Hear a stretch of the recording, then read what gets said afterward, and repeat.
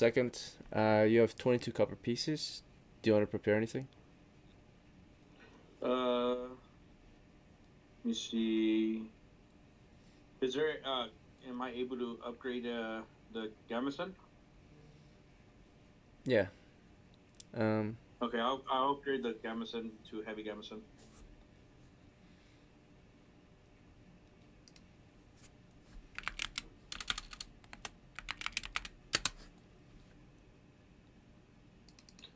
And I will, if I have anything left, I'll bank it.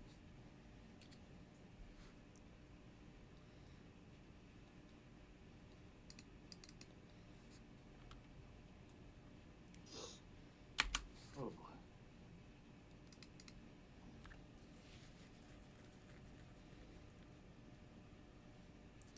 All right. Because we are currently at the base camp, there is a 10% fee for using for buying any of the goods. By the way, if you use bank funds, there's an additional 10% fee, so a 20% fee. But you used the coin that you had on you, and then I guess you banked it. So in that case, you would have 16 to the bank, so 25 in the bank total. Yeah. Okay. Yeah, that's it for me. Did you want to roll up a new character still or no? Yeah, I'll roll up a retainer one. Alright, that's fine. Now if you choose not to, by the way, you technically are allowed 2 rerolls this game instead of just 1. If you choose not to. Oh, then I'll save it for the 2 rerolls. Does it make sense? Because 2 new characters equal 1 reroll. 2 rerolls of Yeah. fudge. No, yeah, I'll save the rerolls. Alright.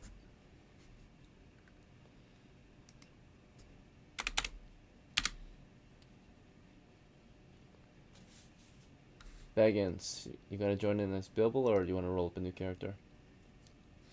Yeah, I'm playing as Bilbo.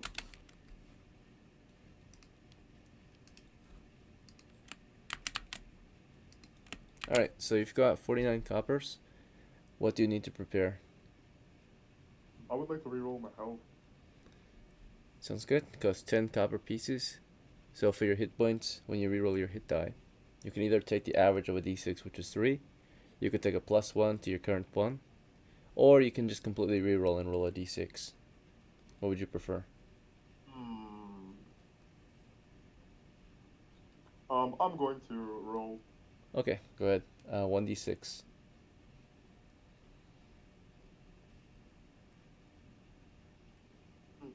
Or Alright, sounds good.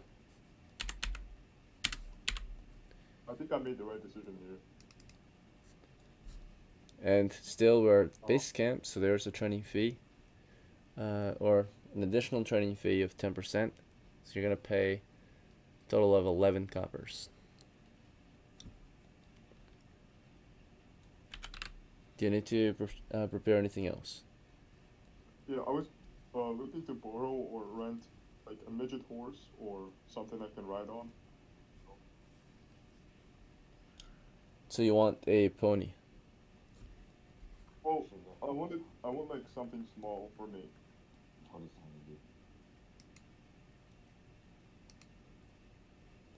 Alright, we'll have a look. Let's see. So if you're planning on bringing it into the dungeon, you're probably going to want something smaller, like a donkey. I'm sure you can ride a donkey, being as small as you are. They're not very Is there like fast. a warthog in this game? A what? Like a hog, a warthog? Oh, bro. Yes, there's warthogs, perhaps, or pigs, wild boars, but they're not normally sold at base camp. Okay, so can I go out in the world and get one, or? You want to spend your adventure looking for a warthog? He's going mutton busting. I mean, I was just asking in general, like not right now, obviously. It would take a shit ton of time if you wouldn't be in the game. Okay, so I'll just skip on that. So you want to Is there a ride way- a warthog? Is that your plan? Like I said, buddy, you can ride my shoulders any day, just not from the front. Okay, let's go. Come on. Okay, that works. Could I get can I get like lockpick tools? Cause I'm technically like a thief. Yeah. A set of lockpicks is 3 coppers. Anything else? Give him disarm tools on me. Alright, it's not your turn, so just hold off if you don't mind. Oh, Appreciate it. uh, Anything else you want? wait, that's it. Actually, sorry. Actually, yeah, that's it. Alright, we're gonna bank your money.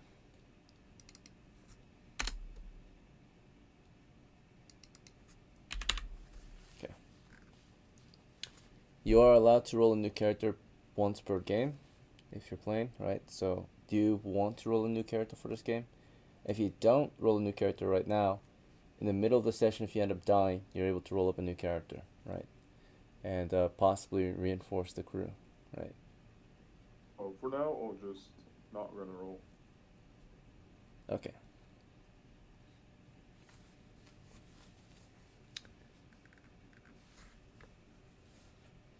Alright, Dovey, you're gonna be next. So you're Yo. gonna join in as Patches or a different character? Yep. Patches. And how many games until Solaire's back at his leg isn't broken? There should be something in his status that states when he's gonna be recovered. Okay. But yeah, I don't need to prepare anything. I've got everything I need. Yeah. Alright, Good sounds deal. good. Do you wanna bank your money or you wanna keep it on you? I'll bank it. Hello? Sounds good. I heard you. Got it.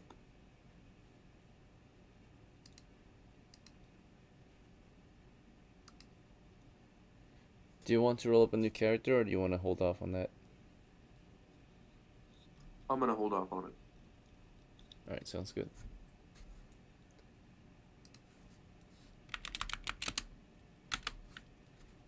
Alright, Goose, you're gonna play as, Geese, you're gonna play as Goose the second or a different character? Yeah, we're gonna bring Goose.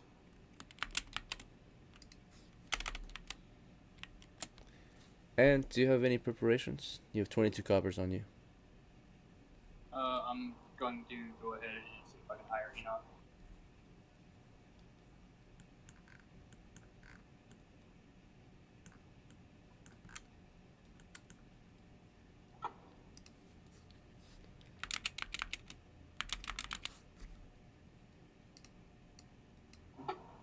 Alright, so there's a chance Enoch is not here.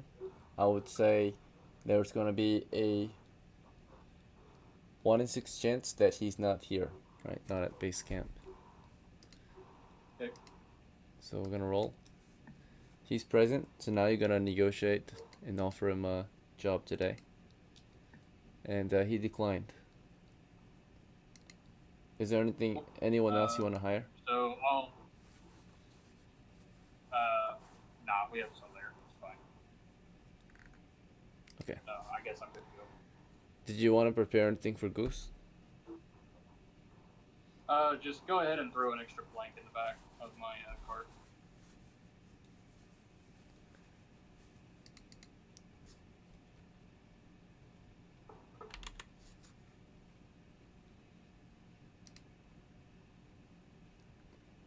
Alright, let me see the price real quick. And then it was 1 copper last time. Those 10-foot blanks. Okay. And then the pickaxes should have been returned to the cart at the end of the game last game.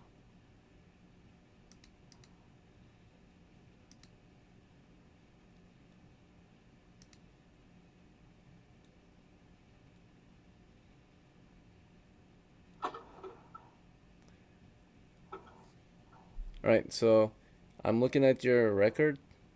When it comes to the plank, do you want to place this on your horse?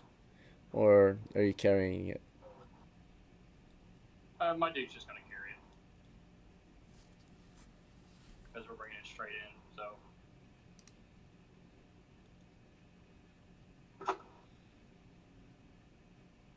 Makes sense. Alright, yeah, sounds good. pickaxe will also be on Goose.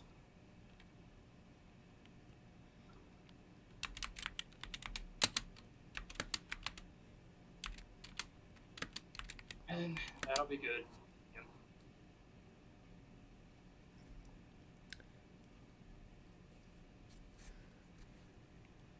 Alright, so we've got pickaxe on Goose. It says he has 1 pickaxe on him. Is that okay?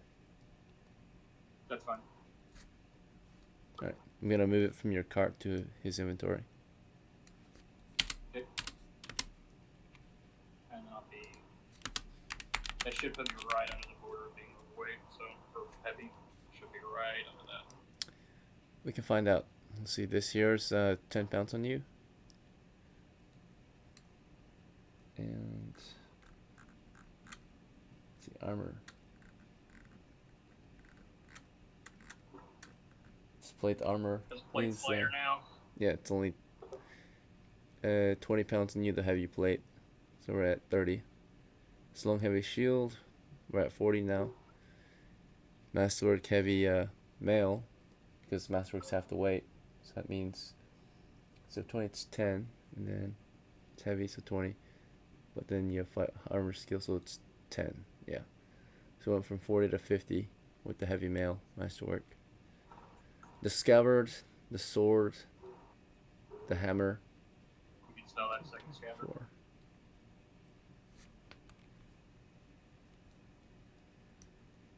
Okay, so we went from 50 to 54, 55, 65. You have 2 sheets. You said you want to sell the sheets? I've been trying to sell that for like. I've been trying to sell one of them for like 3K. Yeah. Just one or both? Because my masterwork or my sword has to go in one, right? It's in your scabbard. Oh yeah, then sell both. I don't need them.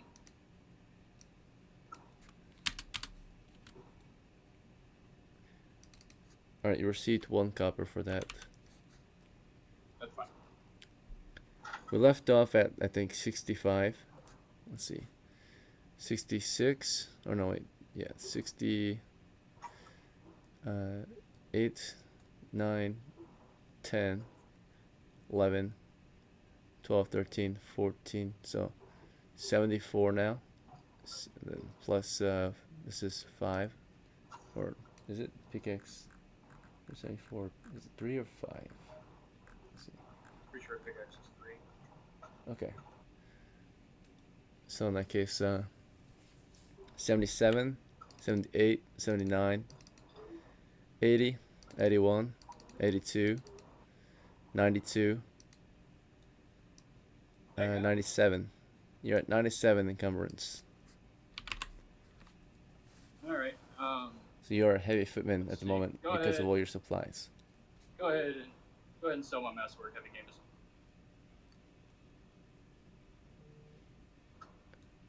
Masterwork heavy gambeson. Yeah, that should lower me by 10 pounds, right? And my AC You will don't. still You be- don't. You're not wearing it. It's on your horse, or Oh, okay. it looks like this character never had a heavy gambeson. He's only had a heavy helmets and plate and mail. Oh. You see what I'm seeing? Well, yeah. Just take whatever I need to get me down. I say I'm not even like stressed about it. So, What about the pull hammer? It weighs 11 the pounds. bottom.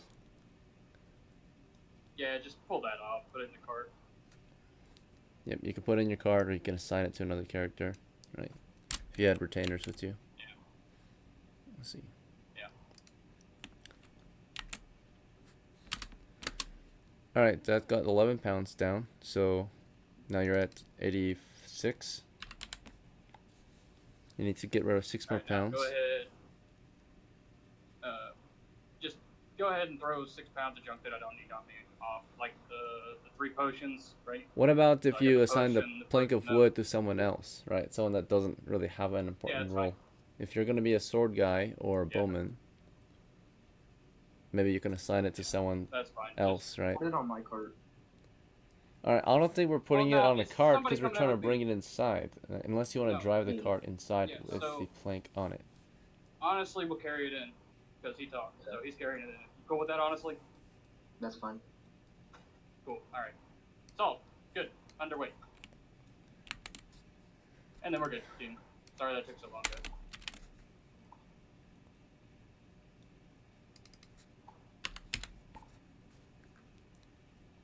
We solid, Dan? We're good. Did you want to recruit any retainers or anything like that? Nah, Adobe joined, so we have the team of 4 that we need. Alright. Okay, next is Poseidon.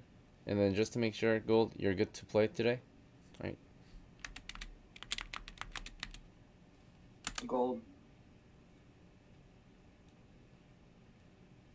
Or maybe not.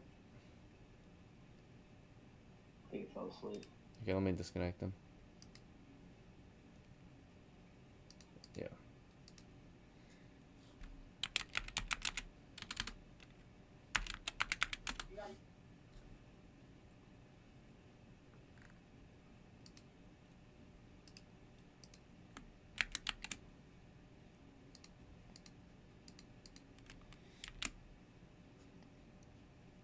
Alright, and honestly, you want to play a Schnauzer the Third still or someone else?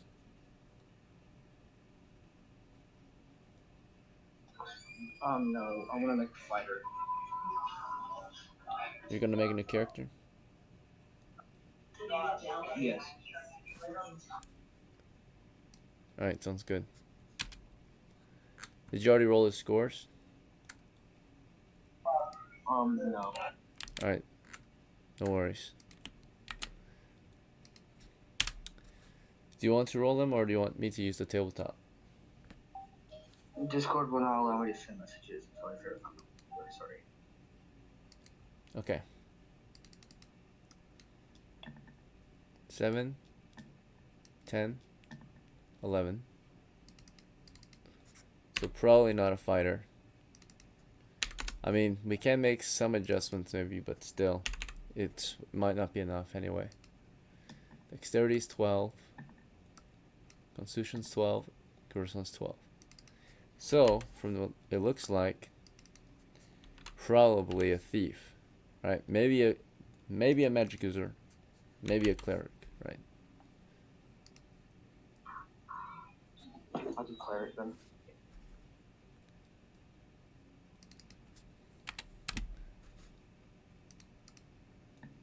Do you have any preferences on your starting gear?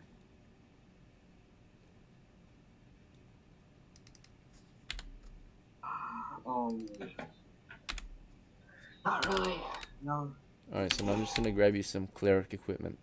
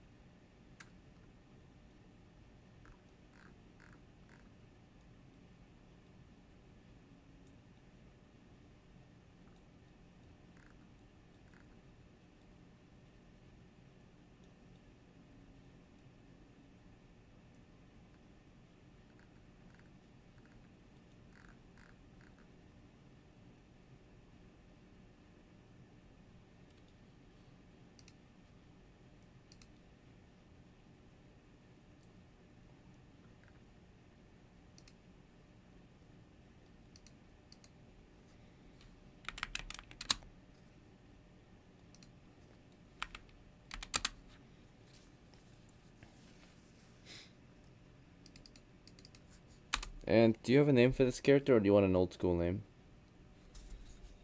SCHWANZ. I'll spell it. Go ahead. Let me find it into my notes. SCHWANZ.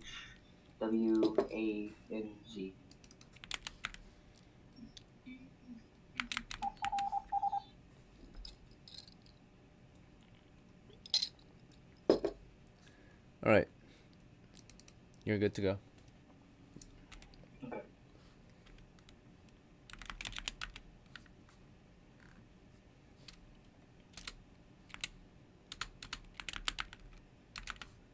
All right. Mitch, are you gonna play as Mitchell or some other character? It'll be Mitchell. All right. Sounds good. Yes, sir. And do you have any preparation? Go ahead. Yeah, I had a little sheet here. I go ahead and send you my previous list plus things I need to buy.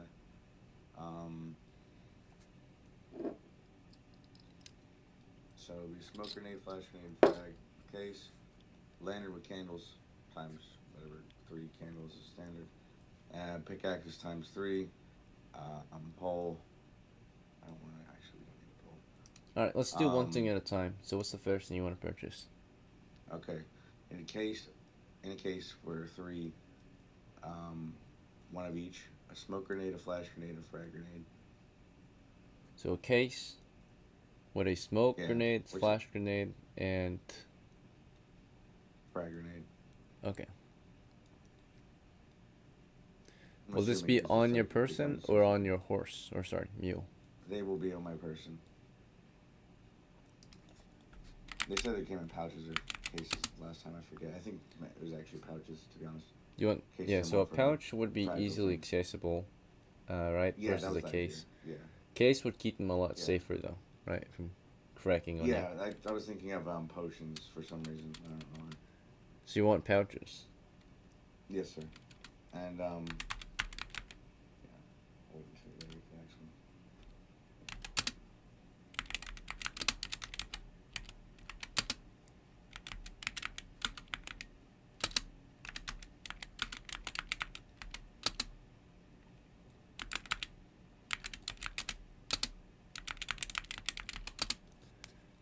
All right. I think the total price for all of this would be 41 coppers. Wait, for the bombs? Yep. Pouch? I'll double check though. Okay. Just 1 of each should be... Because normally they come in sets of 3. I figured I could mix and match what they were. All right. So sets of 3. I'm not sure if they come in sets of 3. They've always been sold as just 1 piece. But Okay. Man, you're good, man. For some reason, it's been a while since I've been playing, so... yeah, the grenades and all that never sold in packs of 3. I You think- might be thinking I about think I something saw- I else think I like saw something else. candles, but Yeah, probably. Yeah. Speaking of candles, let's do a lantern, or whatever. That's mounts to my belt, right, with the light, with the small candle. I can light the fuses. Is that? Am I still correct about that? yeah. Do you want a candle, lantern, and tinderbox then? I already have a tinderbox, I believe. Let me double check. Yeah, I already have a tinderbox. Let's go ahead and get the lantern with candles, because I don't think I could just have a candle on my belt. Yep, you're right. I won't like the first one, so my guy gets there pretty soon, but anyway. All right, so the And price then changed from maybe- 41 to, let's see, plus 3. You're at 44 for the price of all that gear. So let's make that purchase real quick. You had 32 on you, so that would account for 32 of the 41. There would be, of course, 9 more to pay, which will use your banked coppers for that. Also, there is an additional fee still, just 10% fee because we're buying from base camp. So, therefore, instead of paying 41, it would be actually 46.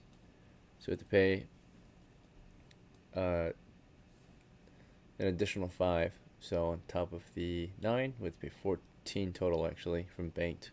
And then when we pay from our bank, there's an additional 10% fee. So we have to pay 16. Yeah. So It's a bit more expensive, but not too much more. That's fine, and there'll be more money spent anyway. So we gotta get what we gotta get.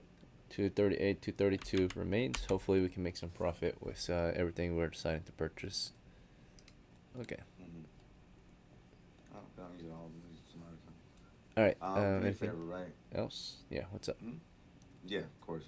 I didn't see anybody buy pickaxes, so. You want to buy We some? didn't account for them. Yes, I need 3. I also need, with those 3 pickaxes, the boards we left on the floor in the cave, correct? Is what we discussed. Is that correct still? I don't.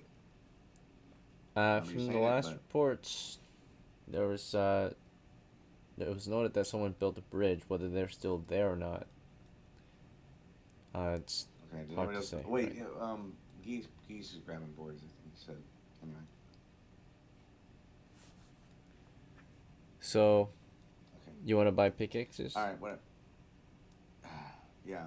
Buy 2 pickaxes. Buy 2 boards, or buy 1. Yeah. Buy 2 pickaxes. Buy 2 boards, and I need a set of thieves tools for, or not thieves tools. I need a set of like trap disarming tools. If that's the same thing as Bilbo already bought, then that's fine. I'm not gonna buy them for him, but I don't know the difference. I'm not a thief. Alright, so first thing you want to buy is pickaxes, right? 2 pickaxes. 2 of them. Yes. Okay, let me twice. make that purchase Yes. first. So each one typically costs 4 due to the transportation fee and the bank fees. Let me double check the price. Get the calculator out. So it went from, you want it 2, so normally it would cost 8, but multiplied by 1.2, you're going to pay 10 coppers instead. So it went from 232 to 222. Now you have 2 pickaxes on you. Do you want to keep these on your person or on the animals? These are gonna go onto the. Or are you passing them off? Mule. Okay. No, wait. Can I pass them off to people? I can put the notes on the side here, pickaxes, right, and then Okay, others can cool. take them on their turn. Okay. So pickaxes. What was Mm. next? Let's go ahead and give one to Schnauzer and Dubby. Okay. So yeah, their names weren't updated yet, but or at least honestly. Okay. But he's playing as SCHWANZ now, so. Yeah. I think I can change his name. Yeah, I can. Here, I'll do it. No worries, I got it. Appreciate it though. Okay. Right. So yeah, SCHWANZ is gonna take one. Is that fine, SCHWANZ? You want a pickaxe?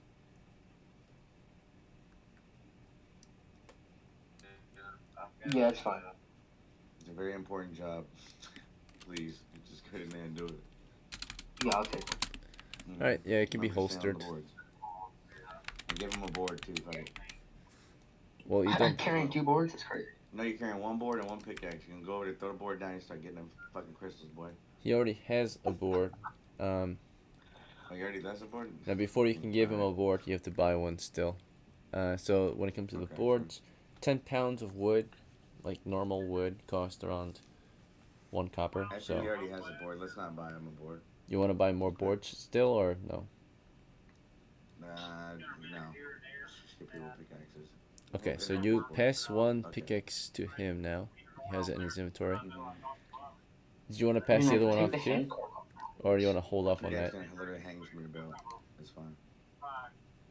Okay. You need to have it. Was there anything else you needed to prepare?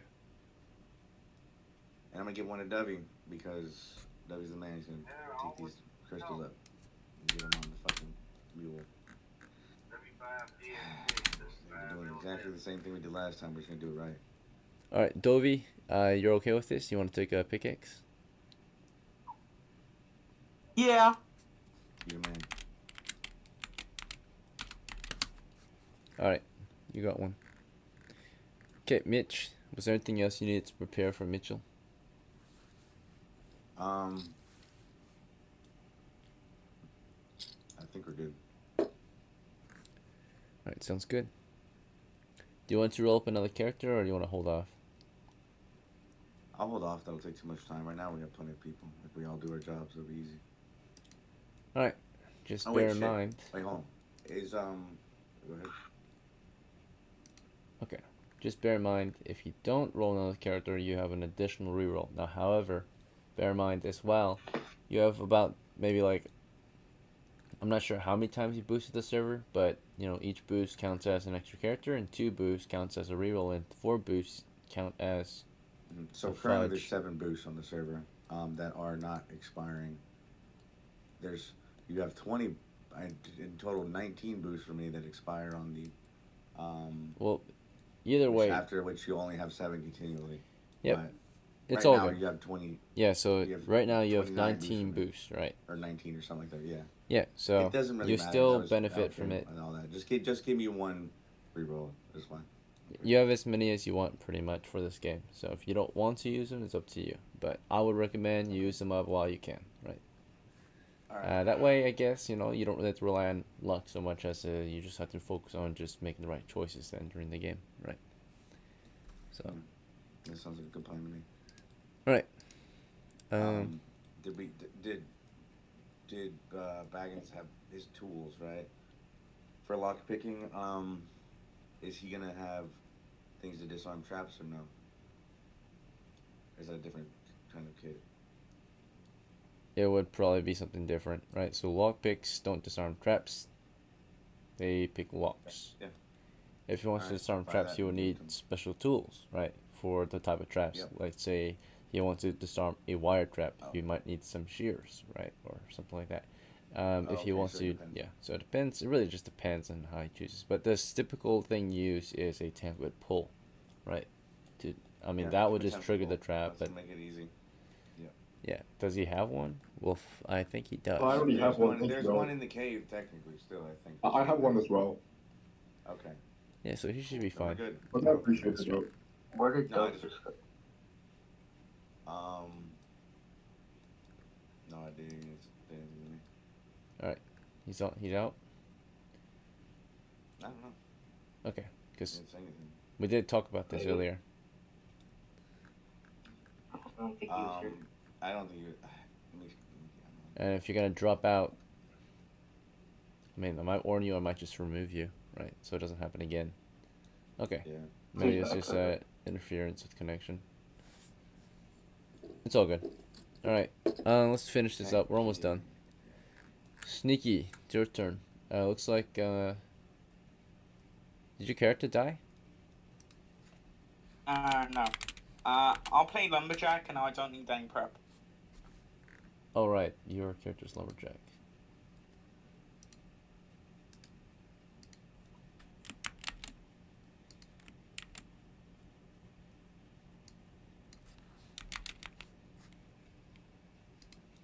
Yeah, there's nothing really you can prepare anyway. He has no armor. Not yet. I mean, he's got a helmet. Everyone starts with a helmet. Give him a heavy gambeson. Call it a day.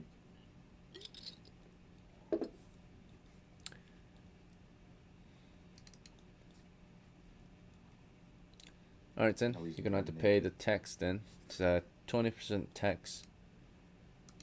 So it's gonna be You can 5 spend times 1.2 is 6 exactly. So 216 remains. Cool. Alright, You'll need it. Sneaky, your character Lumberjack receives a gambeson. Okay, thank you.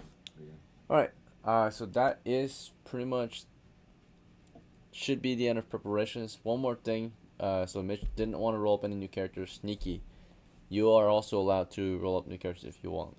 Do you want to roll up a new character in this game, or do you want to hold off? I'll hold off. It's okay. Alright, sounds good. Okay, so, let's see. That should be the end of preparations. So we'll take a small break in a moment for you guys to just, you know, get ready for the game.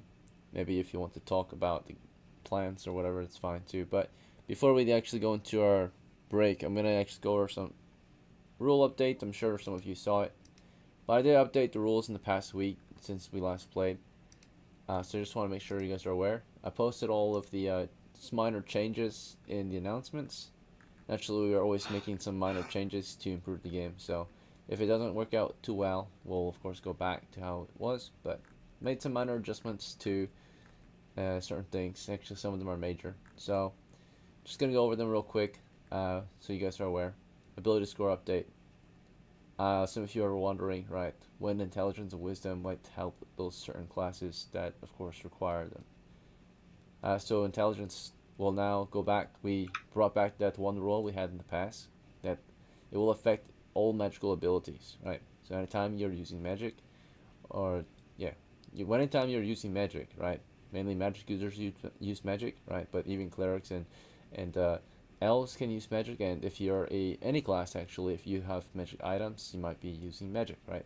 So anytime you use magic, your intelligence will adjust your ability to use it. This includes spells, this includes potions, this includes weapons, right? Armor. You're gonna get an adjustment, right? So it's gonna be a little better. You can use it, wear it better if you are intelligent, right? Let's see. Now, if you're not intelligent, you can't use the magic properly, right? Because magic is a supernatural force, and if you don't have the knowledge and capability to learn quickly, your character at least, then you won't be able to use it properly. Alright, same thing with wisdom. It's gonna adjust your character's resolve, right? Their determination, willpower, right? So that will affect, particularly game rules wise. This is really helpful for clerics, of course, but even all the other classes as well.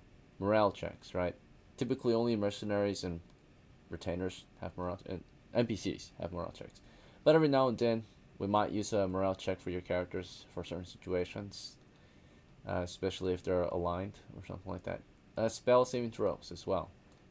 That's normal, right? We've been doing that. And then, of course, turning, right? So your faith, your determination, your resolve, right? Not just affects your ability to survive spells, but also affects your ability to actually be faithful and turn away the undead if you're a cleric. Even if you're not a cleric, you can still try to turn undead, right? It's not going to be as good, naturally. It's going to be like one tier lower as if you were a level 0 cleric on the table, right? But still, it's good to have just in case, right? So you noticed, of course, some other minor changes. Linguistics have changed. So the ability to understand languages, right? It's like to be insightful, right? To understand what they're actually trying to say, what they're meaning, right? Same thing with the no checks, right? We switched it to wisdom. And of course, all those perception checks, the ability to learn things, right, by hearing and seeing, it's been switched to intelligence. Other changes, I think that's it when it comes to abilities. Any questions or concerns about the ability scores? If not, we're gonna go over some other changes. We got the class changes. So there's been an update to the classes. Most of you saw it, right? Sorry, did someone have a question? Yeah, what does know mean? Is that like things that you know in the world? Yeah, so it's just like lore. Like, do I know what this plant is? And then your character can study it. Okay. And then I'll tell you, yes, this plant is aloe, right? Or this plant is poison ivy, right? Now, I would typically tell you what it is if it's like a normal thing, but if it's like something that's mysterious and unknown to most people, your character might be able to identify it, right? So naturally, if I tell you that there's grass, you don't need to really spend time learning what type of grass, unless it's important to you, right? But for example, like a blue flower on the wall, right? There's so many blue flowers. What kind? Which one is it though, right? Is this dangerous? Is it not, right? So that's when you might use a note check, right? Or like a puddle of like some strange ooze, right? Is this a strange, dangerous chemical, right? Do I know, right? Can I tell? All right. Anyway, so that's why note checks exist, right? So you can learn a little more, at least for those characters who are more inclined to learn, right? All right. Class changes though. You guys noticed some of the classes changed, right? Fighter remains the same, but you might have noticed the fighting classes that are demi-humans have changed a lot. I've made a shift that the demi-humans will focus in particular other human classes, right? Except the only class that can't be played by demi-humans, of course, is clerics, right? However, basically elves now will focus on their magic side, And of course, these will focus on like being like a, or halflings will focus on being more like a thief, and then dwarves will focus being more like a fighter. They all have a progression still, right? So you see that dwarves will still continue to be better at fighting as long as they are of higher hit die than their enemies. That means that gives you kind of a purpose and goal to level up. The higher level dwarf you are, the better you are at fighting weaker monsters. Elves, of course, is self-explanatory. As you level up, you're going to be able to cast more spells, right? More powerful spells. And of course, the major change is the halfling, right? You guys noticed the halfling got the thief abilities now. It lost the fighter traits, right? It doesn't have the, same with the elf. They don't have the fighter traits anymore because they're focused on one other particular class now. They still can fight. All classes in our game can still fight. It's just now it's more specialized, right? Gives certain classes actual meaning, right? So halfling, like Bilbo Baggins in the Lord of the Rings, most of them are going to be thieves, right? Burglars. So they're going to have the thief skills. They'll never be as good as a normal thief, naturally, because halflings cap at like level 8. But they'll be decent. Right? They have their benefits and drawbacks. Is it possible to steal from dragons, or are they gonna see you? Gold bag. If they're not awake, you could probably The steal from them. mythical monster that is known to have its own main purpose be to guard the treasure. Yeah, it's kind of their Yeah, job. like on guard. Oh. But if you're quiet enough, maybe, Oh, even- right? If you are careful enough, use cover and concealment, maybe distractions, right? I mean, maybe if you're like level 20, you the guy, the one they write Level about. 20 isn't possible in OD&D, but level 8 thief, Man, the myth, the legend. level 8 halfling, possibly. I mean, I'm sure Bilbo Baggins, he was not even more than level 3 or 2, right, when he stole from Smaug. He definitely leveled up after fighting all those things, right? Goblins, spiders, orcs, such, right? How do I get? Remember, Bilbo one Baggins ring? had the cursed on One Ring, so Yeah, let's that just too. avoid One Rings until they come. If they find us, we'll go find a dragon, I guess. For it. One more question. How do I get the invisibility ring? Is it possible? There are certain items similar to it, so yeah, it's possible. Oh, okay. Right. Okay, so any questions about the changes to classes? That's like the main change. Halfling's got a huge change, right? Every other class is kind of the same. Alright. So, other major changes or minor changes, let's see. Missile weapons, right? Armor's gonna be pretty darn effective against missiles. I mean, we kinda already had that ruling anyway, but now like just gonna make it more known, right? That armor will definitely help against missiles, so therefore sometimes you might want to go into melee. Missiles are still going to be very effective, right? But if someone's wearing armor, just like in real life, it's a little less effective. Movements were just, I noted updated movements. It's not really any update, actually. It's just like clarification. That's about it. And then a reminder on 2-weapon fighting, right? It's never as good as just full force with 1 weapon, right? Combat adjustments. I mentioned this a few days ago as well, a few games ago as well. We switched back to subduing damage is not as effective, right? It's going to be +4 to hit, a 4th damage, so doesn't ignore armor. The only things that ignore armor are guns and grappling, typically. Let's see. I think that might be everything. Yeah, pretty much. Everything else is minor and doesn't really have any relevancy. Alright, let's take our small break then. I'll see you guys in 5 minutes. Dude, I went to plug in my fucking my computer charger and I turned off my entire PC setup. Rip. Hey, Yeah. what are you planning on doing, Mitch? You got grenades and I stuff. got my Are you trying to beautiful. fight? I got my beautiful drawing here. Bear with me. So Look at chat. Just look at chat real quick. I can't. I'm driving. Look at that. Yeah, so good. Anyway. That's so actually pretty good. Yeah, so since splitting the party was like a big point for him not to do when he came in, I'm gonna try to keep it all together and listen to him. I mean, you can't do it. It's so just bear in mind how slow it might get, right? No. I would say I'm gonna because you always try to point us in the right direction as much as you can. So, what I'm gonna do here is I'm gonna get us there. The first image that I sent in, right, is got me you and Sneaky called out. There's 4. The rest of the 4 there. The next one I'll explain who's what. But By this the is way, where I'm mining this time. You're mining this time. I thought you were. Yeah. You're No, fighting. no. I'm gonna put somebody else on mining duty to get this done. I can mine if you want me to. Or Well, that's what I Okay, did. so- I'm using currently I'm using patches, and if you look at the circuit that I made, the 2 black dot triangles with the green borders near the gravel Yeah. are gonna be Here. SCHWANZ and patches, right? Because they're both full-grown humans. They can mine fast. Got it. They can exert themselves. You have Arthur currently, right, as the Let me red explain. triangle. Yeah. What? I have an 18 strength. Okay. I mean, if you want to do that, you want to Which- do that. We could. Yeah. I mean, because the thing is, if we go down the left side, right, we have 2 ledges with goblins that'll shit on us if we don't blow them Yeah. up first from below. There's a lot of shit we got to do, right? They're out of Get in range there. to throw grenades, by the way. You have to get in there with the smoke grenade, right? Hopefully they don't rain and hit you. And Yeah. then you have to toss the grenades up top. That's what you have to do. So they were firing when you got to the barricade initially. Then. Well, it's a little more complicated than that. But, like, that's going to be how you're going to be able to get rid of it. My focus this game is get rid of this stuff so we can get it over with, right? Okay, so do you want to clear it, or do you just want me and you to fucking rip it apart because we're both big as fuck?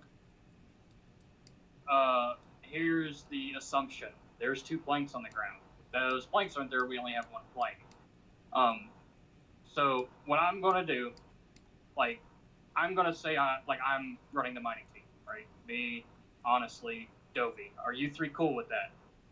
Yeah. Okay. So, That leaves or me is with Dovey Baggins. here or is he gone?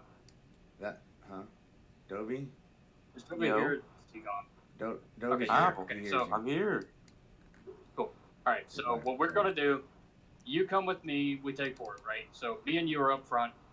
After we get up front, if those 2 planks are still there, we'll have one of us on each plank. So Dovey on one, honestly on another, and I'm gonna put my plank on the rear, on that rear corner, because I think there's a door that is to the northwest of that set.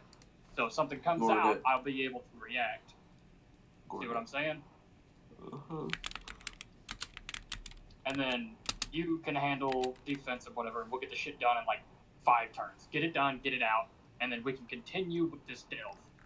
Yeah. So Got it. you don't want me? You I'm don't want me to moving. push then? You want me to just hold position and get it done? You can push if you want. I don't want but- to, because if we're gonna do this and actually do it, it's easy. We're getting it done. All right, As long I mean, as my teammates on the mining crew get this shit done, we'll be in and out. Yeah, I mean, you want the strongest members to do it. I mean, Okay, at this so rate- I'm going straight to the diamond and I'm mining, right? So Correct. The way this will work fastest. Look at the first image that I sent, right, where it says calls out a couple names, and then it has the rest of us is just Yeah. general green diamonds. Got it. This is when we show up there. This is our formation. This is what we move into the cave as. Everybody will say, "I am moving into the formation," and we're moving up to the cave to take our positions, right? And if DM asks, right, if you have a pickaxe, you are mining. We're going straight Got it. around the pond. Everything is explored. There's no need to look for traps. And above that, I'm already walking in ahead of you, right? I will be going with the other called out members. All right, not- gentlemen, but I'll your be break walk- is I'll be over. going to the left. So We are going we're to get moving started slowly here. in. I noticed Got that a couple of you joined in a bit late. SB and Gold. So, Yeah. yeah, you're late. Are you trying to play? If I could. And Gold? Damn. I think, due to reasons announced to me, it would be better if I just go to fucking bed. Alright. Have a good night, I've brother. already fallen asleep the last 3 times. Within the That's 10 a smart minutes I've decision been to awake. make. Yeah. It Yeah. sucks not to have you, but that's a smart choice. Yeah. Thank you. Get some sleep, brother. Good luck. We got it, man. Thank you. Alright. I don't need to prepare anything. I've got everything I need. They've already left the town, I think. Perfect. We've been at base camp, so haven't been in town on quite a few adventures. Does anyone have any objections with Carl joining late? No. Alright. Do you want to? I would like to welcome him in, actually. Okay, if we're still in camp, then we can do it. So that makes sense. Just tell me what you need me. All right. You got him, Mitch. Okay. I'll need him for the traps, I think. Alright, Anyway. so let me describe to you the situation y'all are in, of course, as per usual. So, welcome back, gentlemen. Your crew, of course, has gathered once more for another expedition, most likely into, of course, those Goblin Caverns toward the south in the Greenskin territories east of DELN. Your crew consists of roughly 8 adventurers, and then a pack mule as well.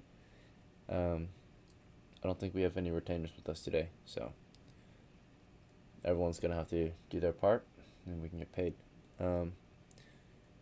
Let's see. You stand outside the cave entrances as per usual. It's early in the morning. You've got, of course, the western entries that join together not long after, right? Headed north into the caverns. We have the middle 2 entries. One is quite wide and one's quite narrow, and the far eastern entry is just very narrow, broken doorway there, right? So that's how the southern caverns look from outside. They seem to be clear. Nothing has changed since the last time any crews were here, at least from the outside. But the last crew to visit the caverns explored through the middle caverns and was able to carry out some of the crystals after some excavation of those crystals and yeah.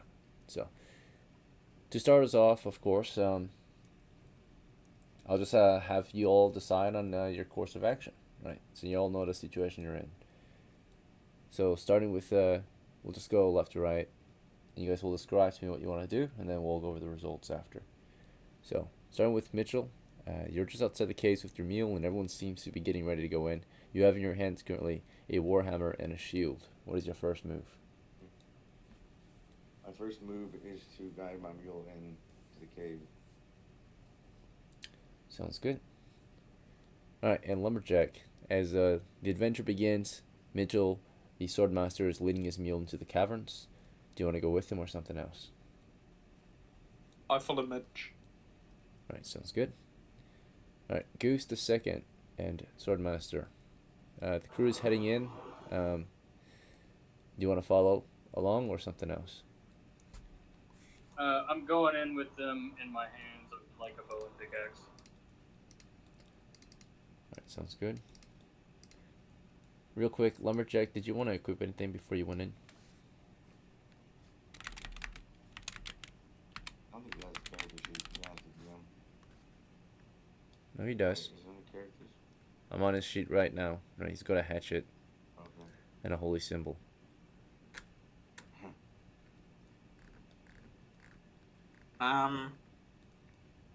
I'll just have a hatchet and follow Mitch.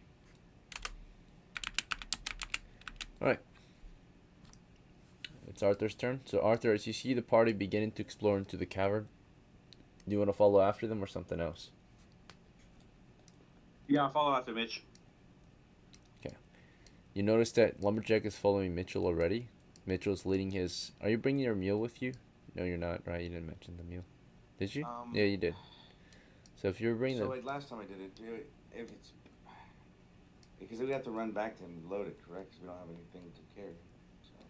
You can hold the mule's Yeah, lead in the same hand as your shield hand. So. Yeah, and so I'll lead them in, and on that image I drew, you kind of like, you see the shape of kind of how they're going to do it. There's a horse head, very rudimentary. But I'll leave them, like, where we left them last time, just along the left wall this time. Facing out instead of in. Alright. So, real quick, Lumberjack and Arthur, you notice that as you try to follow Mitchell in, you guys will have to keep your distance because the mule's in the way. Is that alright? So you guys will be a little further behind. But you still can follow Mitchell. He's got the mule between you and him. Goose, were you following Mitchell or were you at his side as he began exploring inside? I'm beside him. Okay. Alright, Patches, as you notice the crew beginning to explore into the caverns, right? What is your move? Your first move? I'm gonna pull out my pole arm and I am going to step behind Mitchell. Okay, do you want to be directly behind him? But the thing is, the mule's there, so you might have to fall in to the formation. So you can't be directly behind him. I'll step behind the mule. Okay. So it's between you, Arthur, and Lumberjack, right? That's fine. So, does anyone have a preference on where they'll stand between the three of you? Anyone want to be directly behind the mule? Not directly behind it, no. Okay, so Patches, you want to be there? You don't have to. You don't have to be like cheeks distance, bro. Yeah, that's. I'm not. I want to be enough distance away to where if he kicks me, I'm not gonna, Yeah. Okay. That's called a farce distance away. You're good. Carl. Yeah. You know, as the crew is exploring in, bringing the mule with them, the party's falling in, safe distance behind the mule. You want to just follow in as well, or is there anything else you want to do as you begin exploration? I'm gonna go and follow in with my arbalest loaded. Good to go.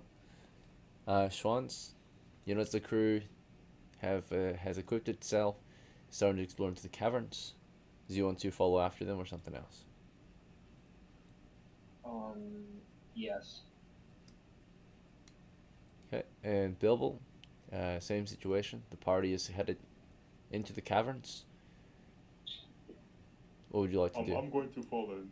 Alright, so the whole party is following after Mitchell and Goose, who are taking the lead. So back to Mitchell. Which entrance were you taking? The wide one in the middle or something else? We're gonna go down the middle wide one with the water puddle. We're gonna go around the water puddle with one of those mushrooms on the right, and we're gonna take pretty much the same positions we had last time. As we get fully as a group into the tunnel, we will make our decisions from there. But let's get everybody in this ditch as quickly as possible. Is everybody okay with just getting this done? We all together with getting it in quick? Yeah, I'm gonna look for the room. Yeah. Yep. So as you Okay begin to with that, Dan? explore into the cavern. We enter centipede mode. Sorry, I'm okay with what? I was asking if you're okay if we did what we did last time and just like getting in there. You know, everybody's on board, just get where we need to be. Like scoot us all the way down. Like you just run up, like Yeah. and take 10 minutes or whatever the chunk of time would it be, and just put us in there. I guess we're going pretty quick already, though. Yeah. Because remember last time you said if we're all on board, we just get where we need to be and explore area, we can just tell you that we can, skedaddle along. Same time. Basically, can we use this as a train? Just scoot around the lake. Just fucking get in there.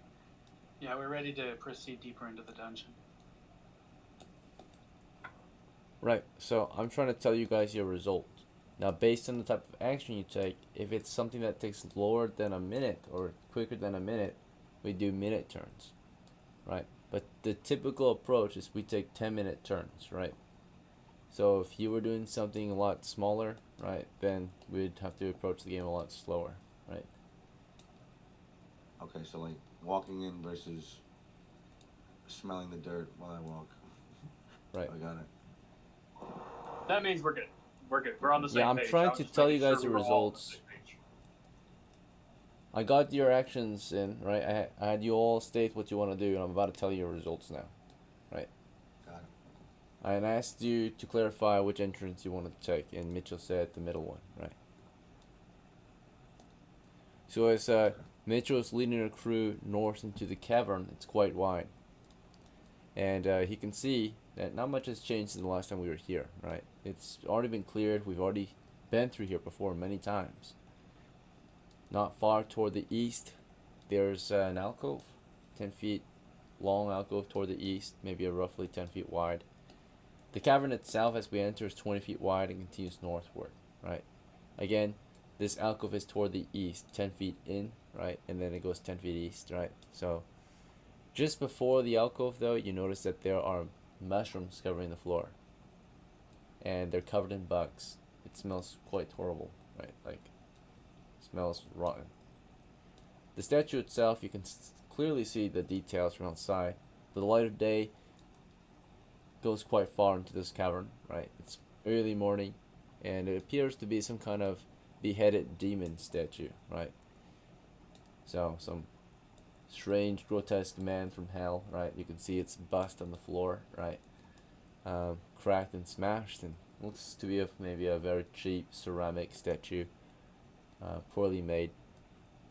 Further north, of course, roughly 20 feet deep, your party can see, of course, that pond that was mentioned, right? It's a murky pond fed by, of course, creeks or water that flows into this cavern, right? As you enter the cavern and climb down, it's rough terrain. It descends, right? A very gradual and very slow descent. It's not steep at all, right? It's the opposite. So it's a very subtle descent. But that pond you see up ahead, 20 feet from the entrance, it's in an intersection within the cavern. And east of it, there is an exit tunnel that is quite muddy looking, filled with water that's actually kind of trailing out from the pond itself, or actually settled with the pond itself, right? So it's not just kind of settled there. So it's not as deep as the pond, but there's water there. It's muddy and mossy toward that eastern tunnel that exits the chamber. Further north past the pond, the light of day reveals, of course, at the far end of the cavern is just a large rocky formation of stalactites and stalactites. At the base of these stalagmites, the floor is covered in gravel. East of this large 20-foot roughly gravel pit, there's another alcove toward the east. It is somewhat aligned evenly like the last one, flanking, of course, that eastern exit tunnel with the mud and moss. You can also see a sort of kind of strange looking gap in the western wall, just directly west of the gravel pit where all the stalagmites are. And of course, you've been here before. You can see the wood planks that you left behind are still there from the previous day. The stalagmites and stalactites, of course, are dripping wet, and you can see glistening from them are, of course, those crystallized formations that you, of course, praise to be somewhat valuable, right? About a pound of this crystal material should be worth about a silver piece back in town, right? Alright, so that's pretty much everything you can see from outside as you explore into the cavern, naturally. We have light sources with us, I think. At least some of us, right? As we go in, have magical light. We got 2 people with light sources. Yep. So we should be fine as we explore, and we can see quite far anyway. Alright, so I'm going to make sure that there's no other major changes since the last time we were here. Should be a very low chance, but still a chance. Alright, at least everything in the south half of the cavern is clear. And for the north half, it's also clear. So no changes since the last time you were here. Everything remains the same. So, like Mitchell had mentioned, he has led your crew toward the pond and around it. And Mitchell, as you get toward that pond and start to go around it, you can kind of see toward the east as well. Daylight, of course, reveals toward the east a 20-foot long, muddy, mossy tunnel that enters into a large intersecting chamber. On the floors, dried blood stains. And then far to the east against that eastern cave wall, in that intersecting chamber that seems to be only about 15-20 feet wide east to west, 15-20 feet wide north to south. Again, in that far end, directly at the end of the muddy and mossy tunnel, straight ahead against that eastern wall is another larger statue, demonic statue that is also beheaded and surrounded by skeletal remains that scatter the floor, and of course these old, dirty, dusty candles, right, evenly spaced about. Anyway, though, you've led your crew directly north, like you said, around that puddle. Did you have a preference on what side you wanted to go around, west or east? Or did you want to use both sides? I would like to go around the east side. Mitchell, how about you? Yeah. Okay. Cool. So, currently, I'm gonna go ahead and position my mule right where it is right now, pretty much just kind of face the wall or turn around, right? Because there's plenty of, I say maybe take a step forward, so there's plenty of room between them and the border, so it's, you know, you two could eke by him if they needed to, right? I'm gonna then go left side, right, west, towards the hole in the wall, secret door, and then everybody that's kind of like gonna be adventuring and not pickaxing with geese needs to follow me. Does that make sense? Yeah. So you turn basically, around. Basically, I let go of I position the mule. I make my way towards the secret door, and I call over everybody that's not actively mining with geese. All right. So yeah, one step at a time. So you'll start off with getting your horse turned around, and looking back to your crew and explaining your plan to them. So as Mitchell is turning around, getting his horse or his mule positioned, he's explaining that he's going to be moving north and needs anyone who's not going with Goose to follow him, right? So as he's doing this, as he's explaining and repositioning his mule, Goose is moving toward the northeast around the pond still, right? And how far did you want to continue, Goose, before you did anything else? So I would like to, you see where I'm at? I'd like to jump over the area to the, like, north side, just in case that thing caves in. I don't want to fall in, right? You want to jump over what? The north area? Yeah, you see where the pond is? You said it was real, like, thin there or whatever. Counterclockwise, yeah, towards the north of the gravel, I assume. Yeah, I'm going straight north, right? But just go north, DM.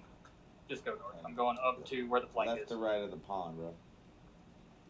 I'm on the east side currently. I'm going north from the position I am. So I'm going around the east side of the pond to the north. All right. All the way up to where the planks are. Sounds good. So, Lumberjack, it's your turn now. As you see Mitchell turning around, repositioning his mule to face outside, and explaining his plan to the crew, Goose is continuing north toward the planks where the gravel pit is. What would you like to do on your turn?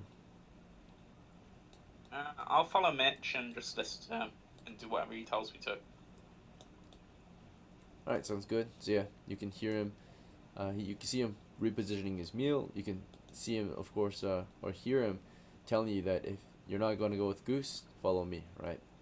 So, do you plan on following Goose, or do you plan on following him? Because he's about to turn around and start moving north, looks like. And Goose is doing the same. He's moving northeast, Mitchell's moving northwest. I think I'm just following Mitch. So I'm going to wait for Mitch and follow him. Sounds good. Alright, so Carl, it's your turn. So as you see, of course, from the front, Mitchell turning around and explaining his plans to the crew, getting his mule repositioned, about to head north. As you see Goose continuing northward with his bow and pick, headed toward the planks. And you see Lumberjack continuing after Mitchell. What would you like to do for your turn? I'm gonna go ahead and make sure that the ground is dirt, right? Because I need to shoot. If it's safe, I'm gonna shoot my arbalest into the ground, and I'm gonna walk over and grab a pickaxe and head up there to the boards. Yeah, there's definitely dirt in the cavern you can fire into. Just charge my arbalest so that it's safe. Grab a pickaxe and go up to the boards. All right, and this is one of your own pickaxes or someone else's? One on that I assume is on the horse. Okay, sounds good.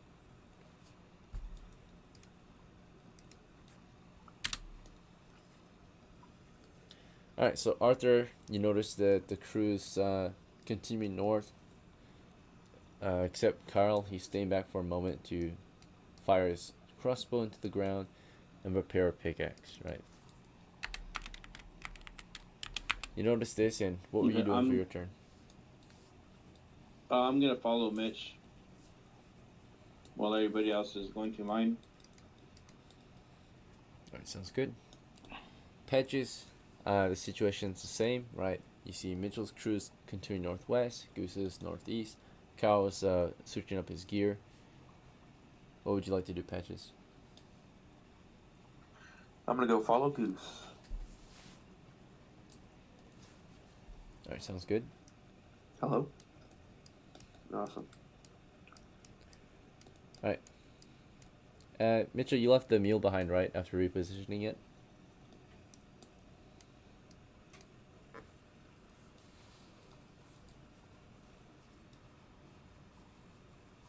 Alright, Bilbo. It's your turn. You see half the crew is continuing northwest, the other half is kind of toward the east. What would you like to do? Well, I don't think they're gonna be able to.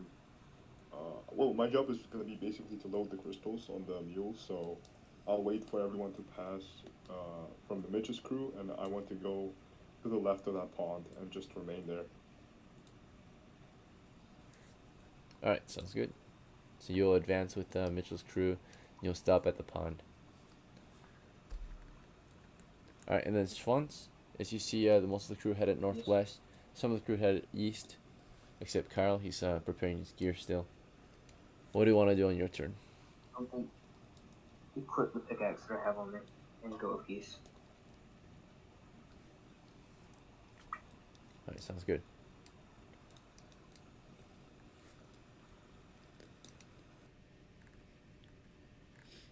Okay. Alright. And let's see. Mitchell, your crew, of course, was able to continue north toward that western exit. As you continue north, you see that your character, of course, can see that he's approaching that gravel pit with the wooden planks spanning over some of the stalagmites and, of course, some solid ground here and there. So as you approach that western exit, what's your plan from there? You want to guard that position or something else? I'm going to go ahead and move into the open space of the hidden door on the left. I'm going to move a few feet in so people can follow in and behind me. And I can assess the situation in there. Just kind of wait for them to catch up. Like someone just walk through the hidden doorway. Okay, so you're going to stand in the open area that you're currently at, or you meant that secret? No, I'm walking through. So I'm walking going through the it. door. Yeah. Right? Yeah, taking a few steps in, right?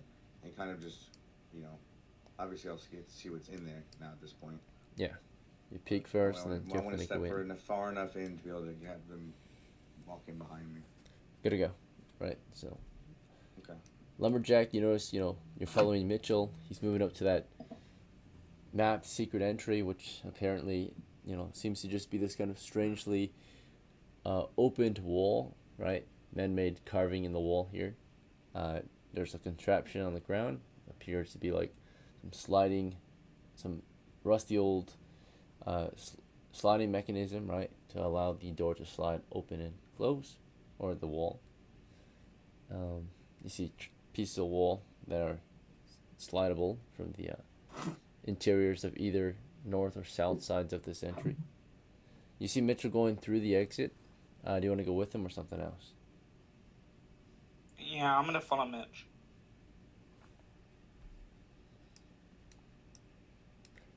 Alright, and he is actually trying to bring his mule in, maybe? Right? Or no? Wait, did you... No, wait, huh? You left it behind? What? No. We turned him around, to leave him there, yeah. Alright. So yeah. I didn't have Arthur, Michael Jackson moonwalk all the way back there. Let's see. So Arthur, you moved around the mule, right? Lumberjack's going after Mitchell. They're entering. He's making space for him to enter. Were you gonna enter as well or something else, Arthur?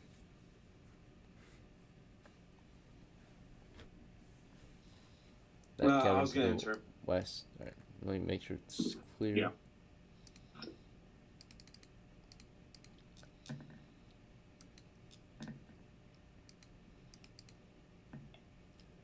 Alright, so nothing major toward the west has changed since the last time you were here. The only thing you notice is that some of the flowers have shriveled up, particularly the ones further back seem to have rotted away, right? Maybe they haven't received enough nutrients or something, but they've become just crusty or dead vines on the wall, right? With petals all over the floor now. The only good ones now are the lavender ones. Lavender vines toward the east, right toward you. The fuck? Sorry. Bilbo, Did you want to continue after Arthur, Lumberjack, and Mitchell, or something else for your turn? I see a lot of people are staying, so I don't think I'll be needed here. I'll continue after Mitchell, and I'll be ready to use my 10-foot pole. Okay. All right. That sounds good. And let's see. Back to Goose. You said you wanted your character to move northward. How far north did you want to continue toward the gravel pit? So, can I tell you exactly what I want to do once I get north? Yeah, sure. One thing So at a I'm time, going as though. far north as I can to the east side, right? Okay. Because I'm going to be all the way at the northeast of the gravel, but I'm going to take the plank on the ground and slide it like to where I can walk on it. Right, that was the goal.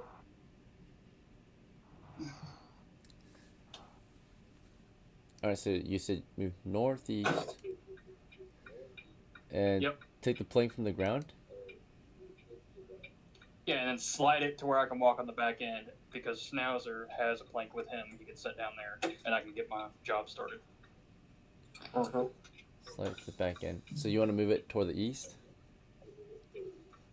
The northeast, right, Northeast. of the gravel pit. So pick it up. Yeah, right there. That's where I put. And then I can go ahead and start to get to work. So I you can want to set put the my bow down away? or whatever. Okay. Yeah. That way we can start getting this shit done. Alright. And then as you start work here, the crystal count has changed since the last time we were here. I think we took 20 total, so we should be at Correct. 40 remaining. Alright, so as Goose gets to work and starts to, of course, pick away at the stalagmites, most of the crew is headed toward the west, it seems. Patches, what are you up to? I'm going to go. Where am I at? You said it. Yeah, I'm gonna go up to where Goose is at. Okay, so you made your way toward Goose, and he's getting ready to work, right? He's putting away gear, getting that pickaxe ready to swing. So how far or north did you want to move? How close did you want to get to Goose? Actually, first let me take out my pickaxe. Let me do that. Okay, so you got your pickaxe out. You want to put your polearm away? Yeah. And are you trying to work with Goose then? Steps into the swing. Yeah. Alright, so you'll climb that board, and you guys will get to work. Okay. Yep. SCHWANZ. So as most of the parties headed toward the west to maybe stand guard and explore that western region, some of the crews getting to work on the gravel pit. They've spanned the bridge, or they've repositioned it and starting to get to work. You currently are carrying in your hand, of course, the plank of wood that was purchased earlier. Yeah. So, you want to take this up to Goose and Patches, or something else? What's your move for this turn? I want to move to the plank that's already set down and then set my other plank down across so we can walk across to the other side.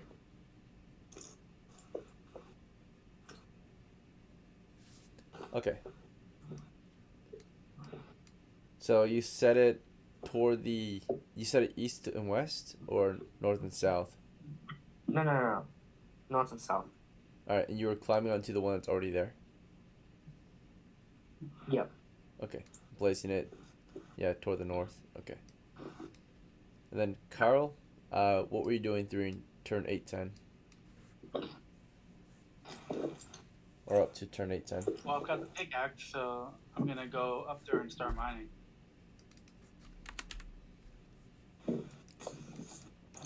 Alright.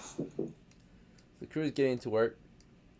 As they're working, we're going to go back to Mitchell, Lumberjack, Arthur, and Bilbo, who were not working quite yet. They were just kind of on guard, exploring ahead.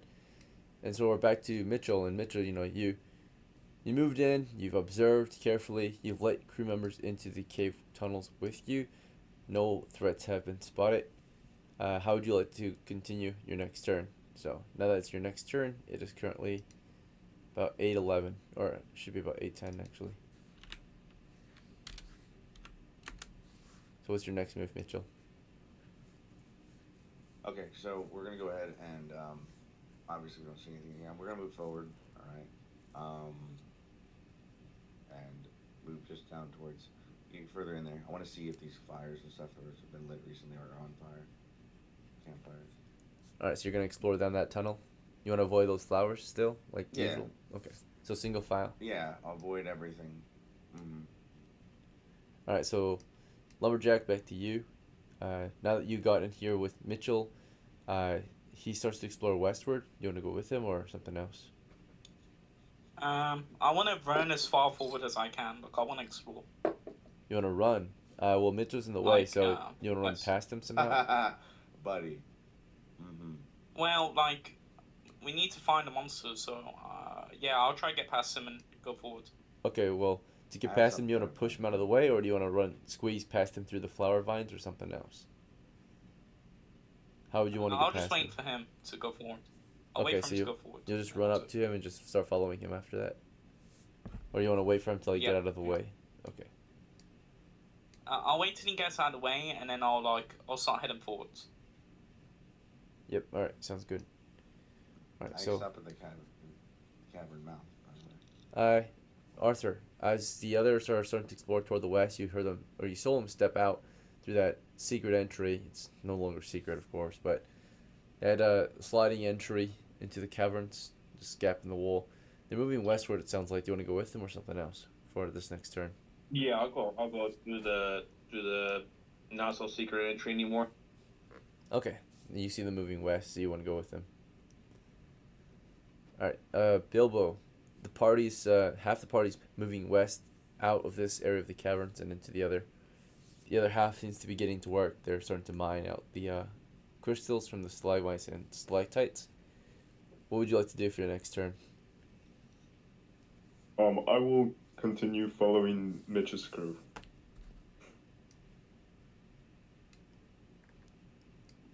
Alright, so they're exploring. We're gonna move at the rate of course, the more action-packed crew, and you guys will be mining for the next turn, right? So maybe in the next 10 minutes, right? And you guys will progress and move the planks as need be as you mine.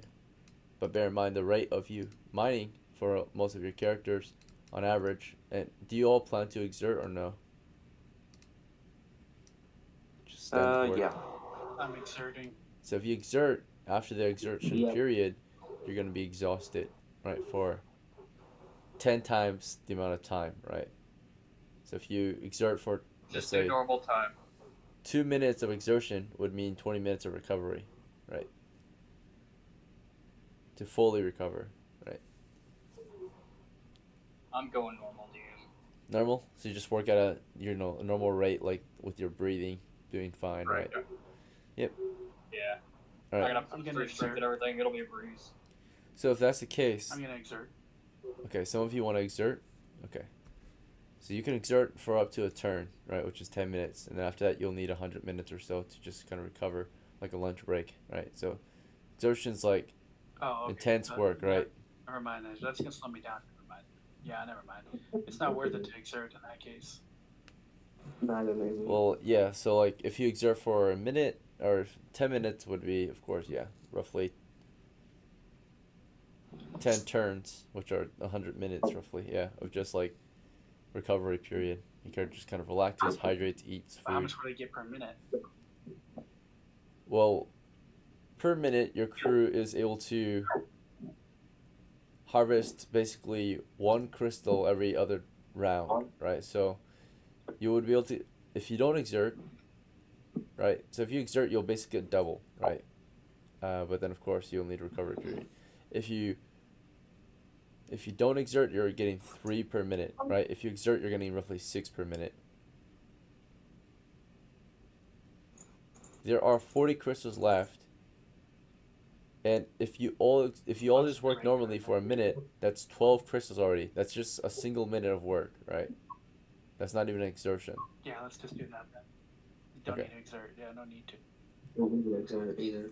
All right. Now bear in mind. Yeah, I'm not gonna exert. There's only about 10 pounds left on the floor. The other 30 are in the ceiling, and there's a chance that they'll fall into the gravel, right? Of course, you'll be careful, try your best not to have that happen. But if you rush it, if you don't have the time to do it carefully, there's a high risk of that crystal being lost to the gravel. And actually, I'm going to have your characters take it slow. And if you're going to take it slow, right, then it's going to have your speed. But if you take it slow, there's no chance of losing the crystals, right? So therefore, your speed will be halved if you want to do it carefully, right? So if you carefully extract the crystals, instead of harvesting 3 per turn, you're harvesting roughly, or 3 per minute, you're harvesting roughly 1.5 a minute. And that's equal to, you guys, of course, that's about 3 crystals every 2 minutes. So therefore, that's about 15 crystals in a single turn each of you can harvest, right? So, which is still pretty good. That's what we'll do. So it only should take a turn, a single turn, 10-minute turn, to accomplish the job, right? As long as everything goes well. Alright, so you guys work together, you get to work, you finish off those last few on the floor, and then you get to work on the ceiling, which is the harder part. And that's why you have to be careful. If you were just doing the floor, you can be reckless. You can hit full speed because you're smashing it off and away into solid ground. But now that you're going for the ceiling, if you do that, there's a higher chance you would lose that crystal, right? Even if you've hit it for full force. We're going the same route. Okay. 100%. So as they're getting to work, this crew is actually moving at a different rate of speed, right? Exploration rate. So they'll be able to progress quite far before their turn ends. So when you guys got to work, by the way, you are working from 8:10 to 8:20 roughly. This crew, of course, is 8:10 right now for them. So they'll get to explore until up to 8:20 when we'll come back to your crew and give you your results. Alright, Mitchell. So you decided to lead your crew toward the west. And as you continue westward, it's getting a bit darker. I think some of you have a light source on you. Okay, so maybe not. I do. You do? A necklace of light. Yeah, Theo gave him a necklace So of light. okay. He has one? I have my necklace, which is providing dim light. But I also have my lantern that we bought with 3 candles on my belt. I haven't lit it yet, but we can. I also have torches on me. Yes. I recommend we don't light too much light in this next part because we don't want any light if we can avoid it. We want to send one person on it. Well, I'm not going to plan right now, but essentially, I have a dim light on my necklace.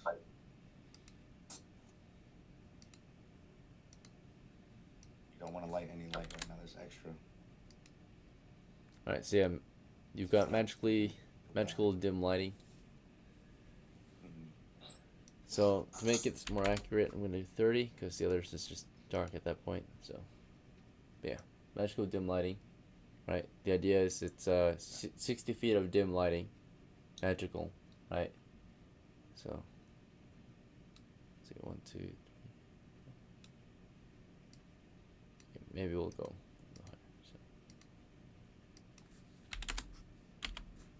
So you can see quite far with it, even in the dim lighting. Before we continue, we are indeed an hour and a half in, so we'll take our halftime break. I'll see you guys in 5 minutes. And when we get back, we'll see how far Mitchell's crew gets. Okay. Schnauzer, good job putting the blank there.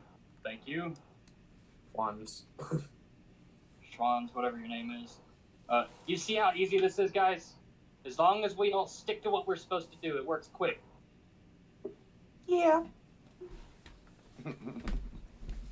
So, Mitch, be careful.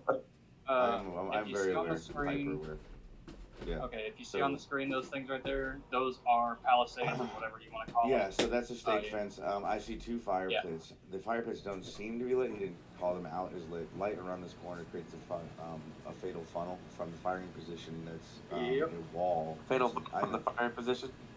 Yeah, it is. What do you want? It just sounds funny. A fatal funnel for the firing position. Yeah, basically it creates unflating fire, which is when we come around the corner, they're positioned so we can't get to them quickly. They can fire into us, and they can fire fire arrows into fire pits that are ready to light on us. So we're fucked, right? The only way we can approach this is with a smoke grenade. Someone goes around the corner that has no regard for their life, which, sneaky, my man. Been trying to do this since day one. You're born for this, all right? You're gonna go around here, right, with no light on, because you know the way. You've been this way, right? You can see it with my dim light. You're gonna make He's Muslim, by the way. Huh? Yeah, he's not blowing anything up yet. I got that for later. We're gonna use that on a different part. I need you to get that smoke grenade up there. I'm gonna give you, right, a tinderbox. You gotta get all the way up there. Without, because hey, if they see you coming, brother, you gotta run back. It's why I gave you the heavy gambison, okay? It'll protect you with, from arrows. Not 5 arrows, but maybe 1 or 2. Why don't we just run at them and chop why their heads off? why don't you want to go? He was just about to run up there. Well, yeah, I'll run at them and chop their heads off. No, don't run into. You can't. There's a stake fence in the way. I'm telling you how to do it. What you need to do is take this smoke grenade from me. I'm gonna give you a tinderbox, okay? You're gonna take these 2 items from me. You're gonna creep up this fucking hallway, all right? And when you get to like where that that first left turn is, you're gonna take that fucking smoke grenade. You're gonna light it, real fucking sneaky like. You're gonna while the fuse is going, you're gonna go peek the corner. You're gonna toss it in front of, like it's gonna sit right where that Y shape, just over the stake fence. You want to toss it right there because you need a smoke screen to get over this fucking thing so you don't die. Okay? This is not bullshit. It sounds stupid, but you will fucking die. My hatchet is yeah, on you the have left. okay. Keep in mind, a stake fence is made out of stakes so large a grown man could run full speed into it and impale himself. Hey, SCHWANZ, by the way, to your I north, can just chop it in I'm very half. confident. No, you're not strong enough. I'm very confident there is a. You will I'm die very if you try. confident there. I'm very confident there's a hidden door to your north. So just be aware. After we get this done, I want you to check that. I had that same feeling myself as well, but I didn't say nothing. I've been saying this for like games. Yeah, I know you have. Yeah.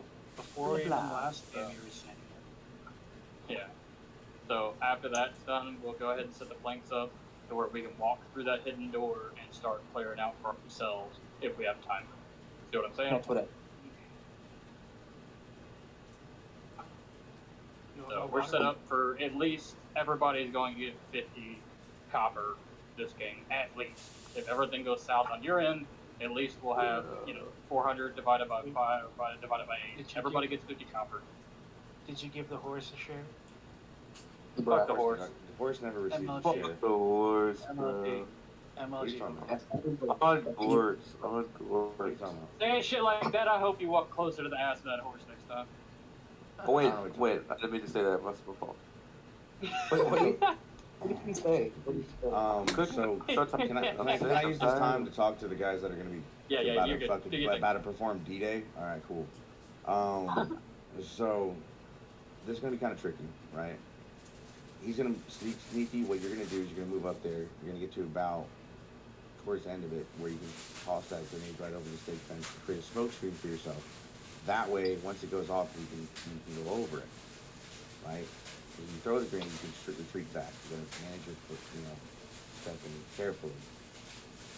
You can try to take out the stake fence. The stake fences are designed as a barricade or a palisade. It prevents movement, right? It'll take a whole turn for you to climb over it at a minimum, which gives the enemies 2 turns to shoot at you.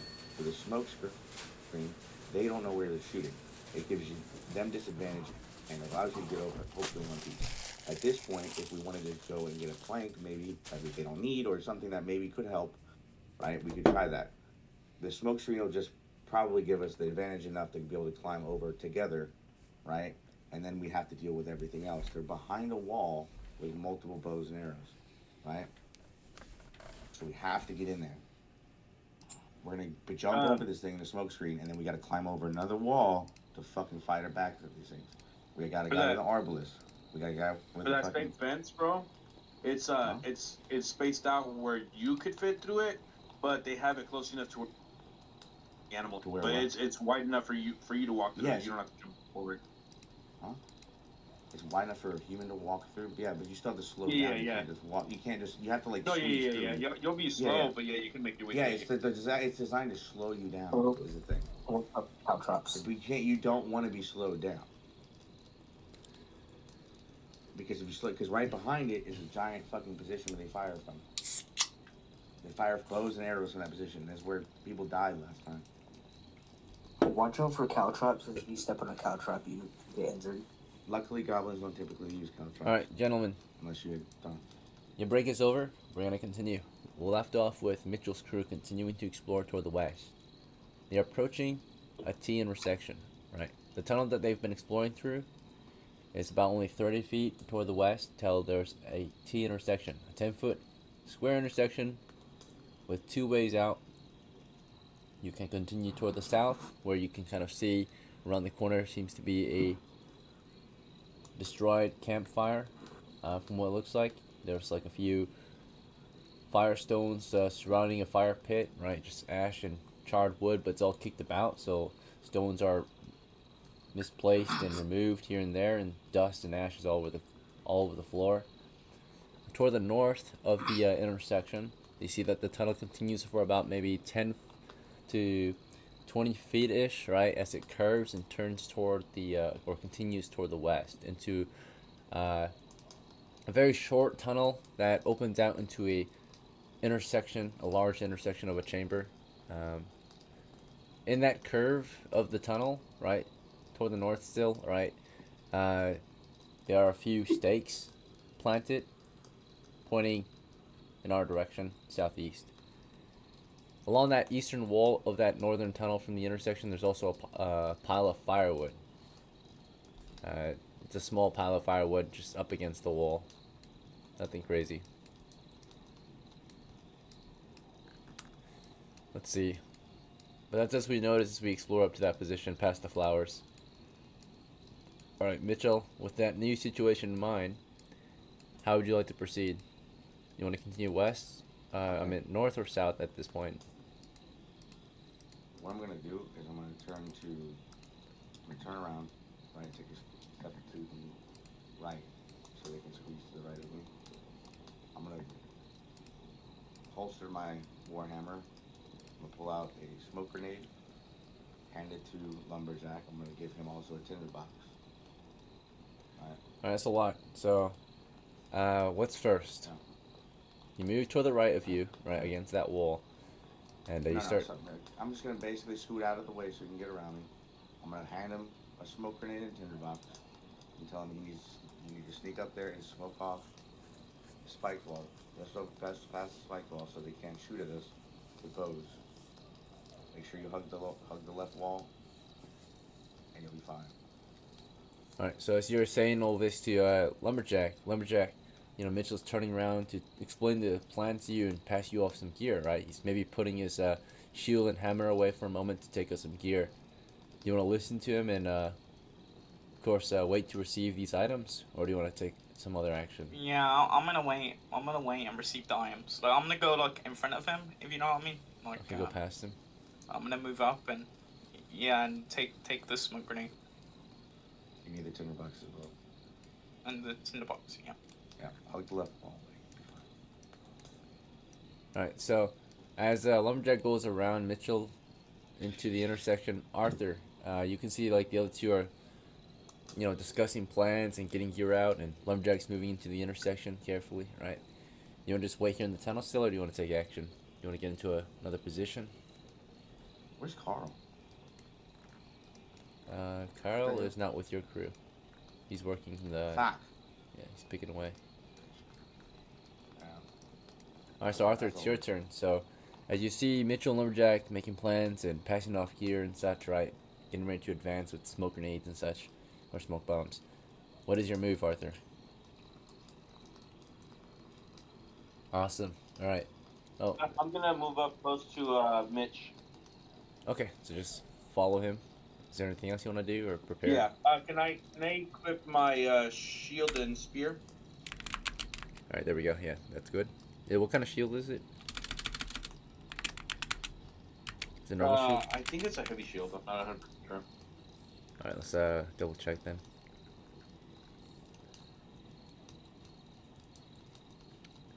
Looks like a normal one.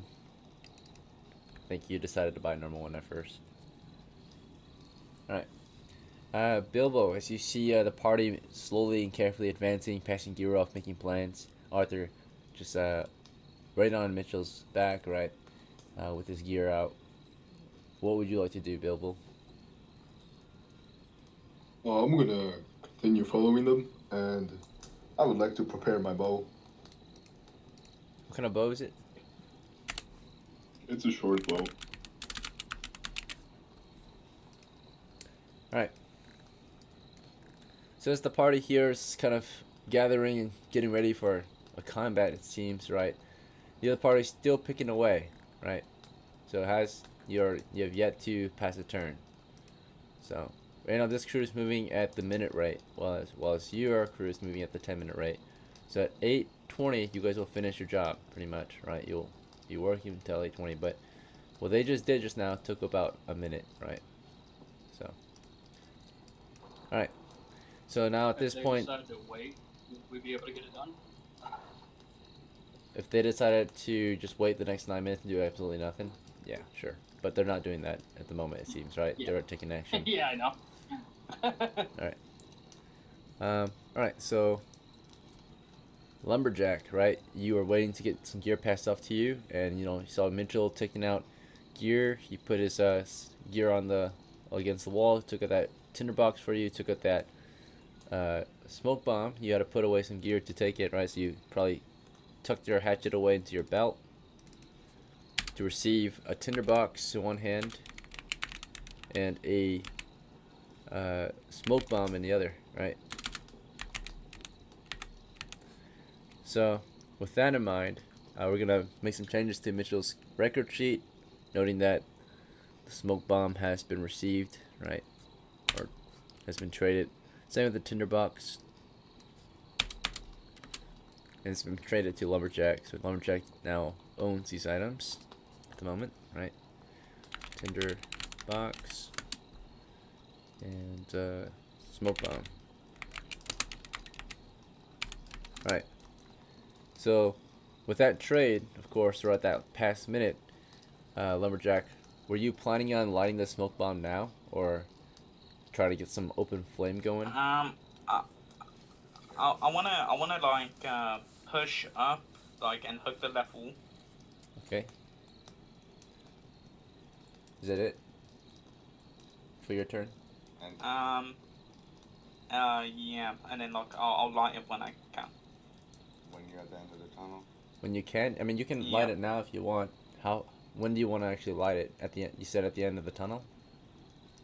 Yeah, like you see that little gap there, like, so I have a bit of cover and I can light it at the end. You see what I mean? Alright, so imagine you're at the intersection right now. Wait, can he cover that distance and one turn? I think that's what's confusing for this. We're not in combat, right? So you don't really have to worry about how far you can move, really. What you have to worry about is, of course, what you're doing during that minute, right? So he doesn't really have to worry about how fast he's moving, because we got plenty of time. We're not exploring exactly. We're just kind of acting on an already mapped position. So if he lights it now, can he make it up there to us? Because the fuse is the question, right? I've only yeah. So if he lights it now, then he would have up to maybe 10 seconds before it goes off, right? Oh, okay, yeah, I'll light it now then and walk up and throw it. Okay, so you'll light it from down here in the intersection where it's safe, I suppose, right? Yep. And then how far down the tunnel do you want to move before you throw it? Do you want to like move northwest along that western wall until you get to the end of the tunnel, or I mean to the corner and chuck it around the corner? Yeah. Okay. Yeah, like you see that little bit of cover just at the end. Yeah, the corner right there. Yep. All right. So yeah, as Lumberjack is getting that smoke bomb lit, about to move out toward the northwest, Mitchell, of course, you're able to grab your gear again, your hammer and shield, and then from there, you want to just wait in the current tunnel you're at, or are you trying to reposition or something else for this next turn? This is turn 8:11, by the way. I'm gonna pull. I understand. I'm gonna go ahead and pull out the frag grenade. I'm not gonna say anything if I need. I'm just gonna pull out the frag grenade for my belt. All right. So if you were to take that grenade out, what would you put away to take it out? I already had my warhammer holstered since I was giving him things, and my mind, but Okay, that's you know, fine. Yeah, after you I holster handled that. those things, yeah. And then I would have taken out my frag grenade. I wouldn't have said anything really. I would let him just do his thing, focus on his business. Sure. Yeah. You'll notice that you'll notice that I kind of look at the back of his head and follow his body. So wherever he's gonna go, you can kind of tell I'm intending to follow behind him. Right. Very Okay. closely, almost as a shadow. Okay. So the minute he's done, yeah. Now, bear in mind, he did not light any light sources or anything. He has no open flame. What he lit just now was a fuse on the smoke bomb, right? Just bear that in mind. He didn't light a candle. He didn't light any oil, so he does not have a ready flame, Okay. right? Just bear that in mind, right? I see. You give him a tinderbox, and that's it. So he took the fire seal out, struck it against the smoke bomb's fuse. That's about all he did before he started moving. Right. Well, he probably left the tinderbox on the floor in that case, since he wanted to throw the smoke bomb, right? So unless he wants to pack it up, at that point they would blow up in his hands, right? So imagine, right, Lumberjack, you had the fire steel in your hands, you cracked it a few times, the spark hits the fuse. At that point, you've got 10 seconds, right? You left that tinderbox on the ground because it's just an actual, like, you know, metal or wooden box with flint and steel and tinder in there. So you left it on the ground to move up and throw that smoke bomb, right? And Mitchell's falling right after you. Now, Mitchell, before you fall after him, you notice that there's no open flame to light your grenade on, right? So you might want to just stop here, light it up with that tinderbox that he left on the floor, and you might be a little slowed, right? Your follow-up move might be a little delayed. But yeah, to get that thing lit, that's what you gotta have to do for now, since we don't have an open flame. Yeah. Well, how about this? While he's moving up after using tinderbox and leaves it, I'll go ahead and strike a candle. No, wait, that'll take a whole turn. That's not Yeah, that's fine. Yeah, let's just I guess we got Yep. So you'll work on that. So he's moving up with that smoke bomb. You realize maybe you made a small mistake. No biggie, right? You get down, set the grenade on the floor, set the shield down, go into your bag, start pulling out a candle, set that on the ground, get that tinderbox or flint and steel going. So it's a process, but you're trying to get this done, right, as quickly as you can and carefully still, right, so you don't make any mistakes. But as you get to work, you know, he's already moving up there about to throw that thing. And Arthur, what were you doing, right? So you saw them taking action. We're moving into an even quicker speed, right? So previously we were moving at the minute rate, but because Lumberjack's taking a combat maneuver, we're going to start moving at the 10-second rate, which is super slow, right, until the combat ends. But we're about to engage in the combat, right, possibly. So, Arthur, what do you plan to do throughout this next turn or possibly round, right? Next minute or round? Actually, can I switch out to the Switch your gear out? Yeah, I'm gonna switch out to the Arbalist and I'm gonna load it. Arbalist is your heavy crossbow, right? Yeah. Alright, so you're slinging that gear on, and then you're reaching for that coral. You can, and of course before you do that, you gotta crank your weapon up, and then you'll set the coral in.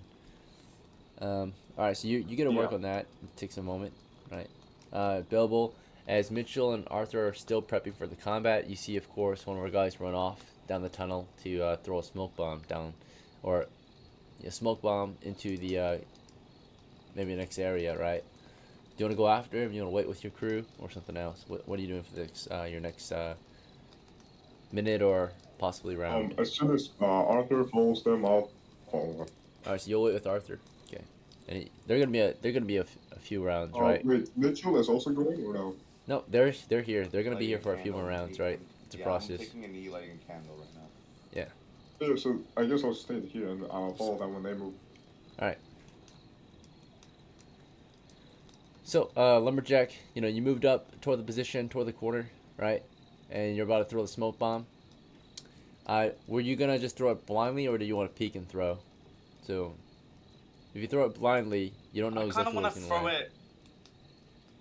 I want to throw it like blindly, but throw it hard. You know what I mean? Throw it hard in what direction? Northwest, right?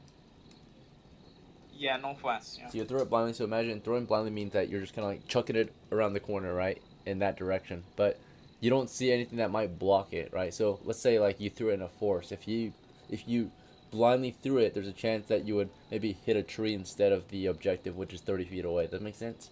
So if there's any cover between you and your objective, say in this case it would be a stake. There's a chance you might throw it and might hit a stake, for example, or you throw it, it might hit like a stalactite or a stalagmite or a corner or another wall. Does that make sense? Okay. If you blindly throw it. Okay, I get what you mean. I'll say, I'll slightly peek then. I'll like slight peek. And then if you peek, you can see where you want to throw it. So when you throw it, there's a lower chance, or almost no chance at all, right, that you throw it with interference, because you would throw it when you have a line of fire. Does that make sense? If you throw it blindly, there's no line of fire. Okay, yeah, I'll peek and throw. Okay. So, but also know that the risk with peeking and throwing is if someone's on guard, as soon as you peek, they can open fire. Does that make sense? Oh, okay, yeah. It's okay. I'll just peek and throw. Okay, so Mitchell, you guys are still getting ready, and Lumberjack, he moved up to that wall carefully, right? But bear in mind, you guys have zero surprise. The enemy already probably know you're here because everything's magically lit up, right? So Lumberjack, you carefully move up to that wall, right? And then you peek around the corner, about to throw your smoke bomb, and as we already kind of could tell, you get lit up, right? So you peek, and boom, right, an arrow comes right toward you, like multiple arrows loose. As soon as your shadow, you know, touches the floor, or you just peek your hound head over the corner or around the corner, arrows start loosing on our position immediately, right? So firing in your general direction for whatever they see, right, as they were waiting to loose, right? So, yep, I already rolled, and then of course I'm gonna roll to see how many enemies we're up against for this particular area. We're gonna go with Use a reroll. You want to use a reroll now? Well, you only can use rerolls on your roll, so you can't use it on Dungeon Master rolls. Okay. So it's only things that you roll for you can use rerolls or fudges on. I meant to say his action choice. But Oh yeah, choice at that point, skill, right? Rolls don't come into play at that point, right? So. Yeah, I was just trying to return him to his initial intent of just chucking it around the corner. But Yeah, rerolls can't help with that. So. Let's see. Yeah, alright, so. Yeah, this would be a more skill-based kind of move. So that would have been a possibly good move if the enemy were distracted, right? And not ready to shoot him to death, right? So.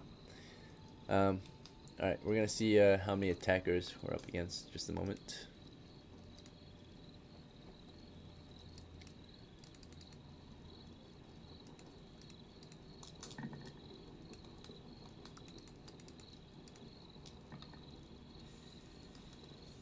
Alright, so some minor changes.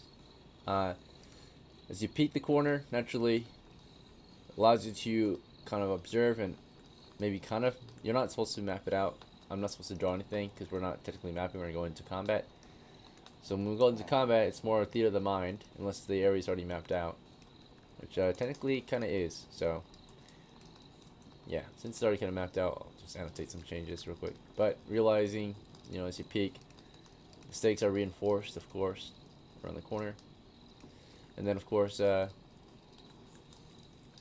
position up ahead, right, mapped previously by another crew, there was supposed to be an outpost in that corner there. The outpost is made up of just like piled rocks, right? As you peek the corner, you see those piled rocks are still there. However, there's a change. Also sitting over the sitting in front of it, right, hanging from the ceiling, is a roped net, right? So we've got a net around it. Okay, so there's a net, and then of course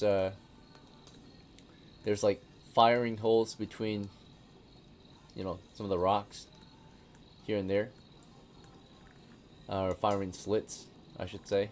So there are firing slits. The pile of rock is maybe about 5 feet tall. So it's a pile of 3 to 5 feet tall rock with arrow slits, and then a net hanging over it as well, preventing any kind of throwables getting too far in. So they've got a net hanging there. Okay. So the defended position in that corner, or straight ahead as you peek. But from that position, you are fired upon, right? Okay, so I'm just gonna tell you how many you got shot at, or shot at you. So. Question though, he's not fully out in the open, so wouldn't he have some sort of cover? He does get a cover penalty. Yeah, Yep. Yeah, he should get some sort of. Or a cover bonus. Yep. He still gets a cover bonus because he's peeking, so only half of his body's exposed, right, when he peeks. So when you peek, as long as up to half your body's exposed, you get half cover, right? So anytime more than half your body's exposed, at that point you are no longer half cover. At that point it's just standard. But as long as, even if you're just peeking with your head, it still counts as half cover, right? So Anywhere between 0 to 50% of your body is half cover. Anywhere between 51 and 100% of your body is revealed. That is just no cover at all, pretty much at that point. So, okay. Anyway, what I was gonna do was check their counts and roll their attack rolls. All right. Actually, when we lose against enemies, they prepare better for the next time and possibly get stronger, depending on how much we lose and how much we let them profit, right? So, more deaths against a particular enemy typically means they have more funding and are able to plan, learn, and get stronger, right? So we're gonna roll to see, of course, if any of them hit. Let's see. But manning the position is only about 6. Don't worry, you'll be okay, Lumberjack. Arrows are mostly made of wood. You got this. Yeah, mostly. Except the puncturing You part. got that Gambison or whatever. You're good now. That won't. He's like, this is why this motherfucker bought this shit for me. Alright, And he's so got half cover. Yeah. among all these Yeah, I mean, guys, I would say about maybe only half of them open fire on you, right? The other half don't really have a clear lineup. But half of them open fire as you peek the corner about to throw. So you're peeking so you can at least see what you're about to throw. So when, you know, you're peeking probably just enough so you can see, you know, a majority of the chamber when you're about to throw. And how far did you want to peek? Like, so you moved up to the corner. Naturally, before you even peeked, or as you moved up, right, you could, from this angle or vantage point, you can already kind of see the barricade, just a stone wall, or a cobblestone wall. You can see the cliffside to the north as well.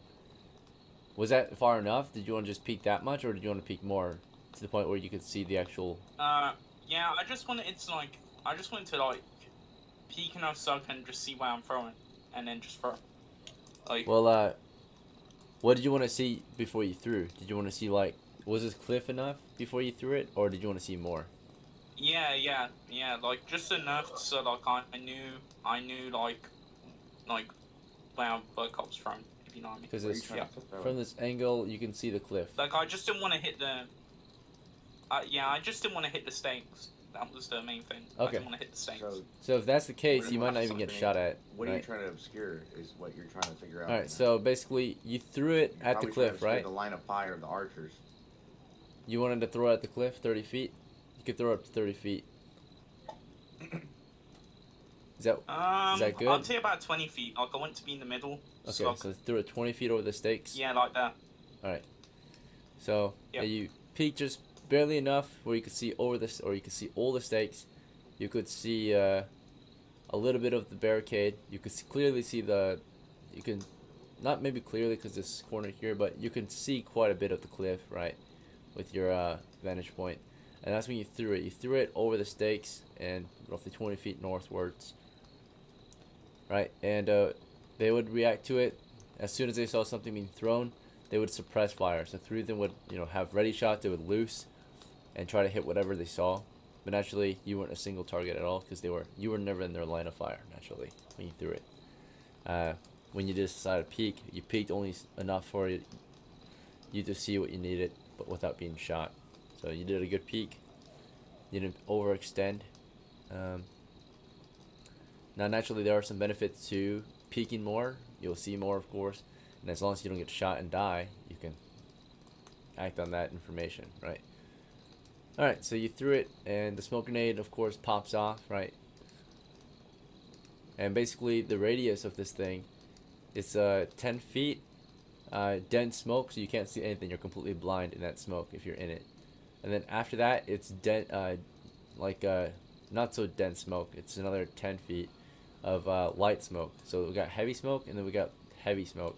So heavy and light smoke, right? So the light smoke is counted as like dim lighting, right? So you have a slight penalty, but you can still see in it, right? You can see like silhouettes. You can see people still in it, just at a penalty of -1 instead of -4. So it's like dim light. All right. So that's the smoke radius, right? So this is all like concealment now. You can shoot through it, but you can't see through it. So it's just a wall of smoke, whereas everything else is kind of dimly covered or lightly covered in smoke as well. So you smoke the position, right? And then right after that, Lumberjack, what was your next move after smoking the position? I want to take my hatch out.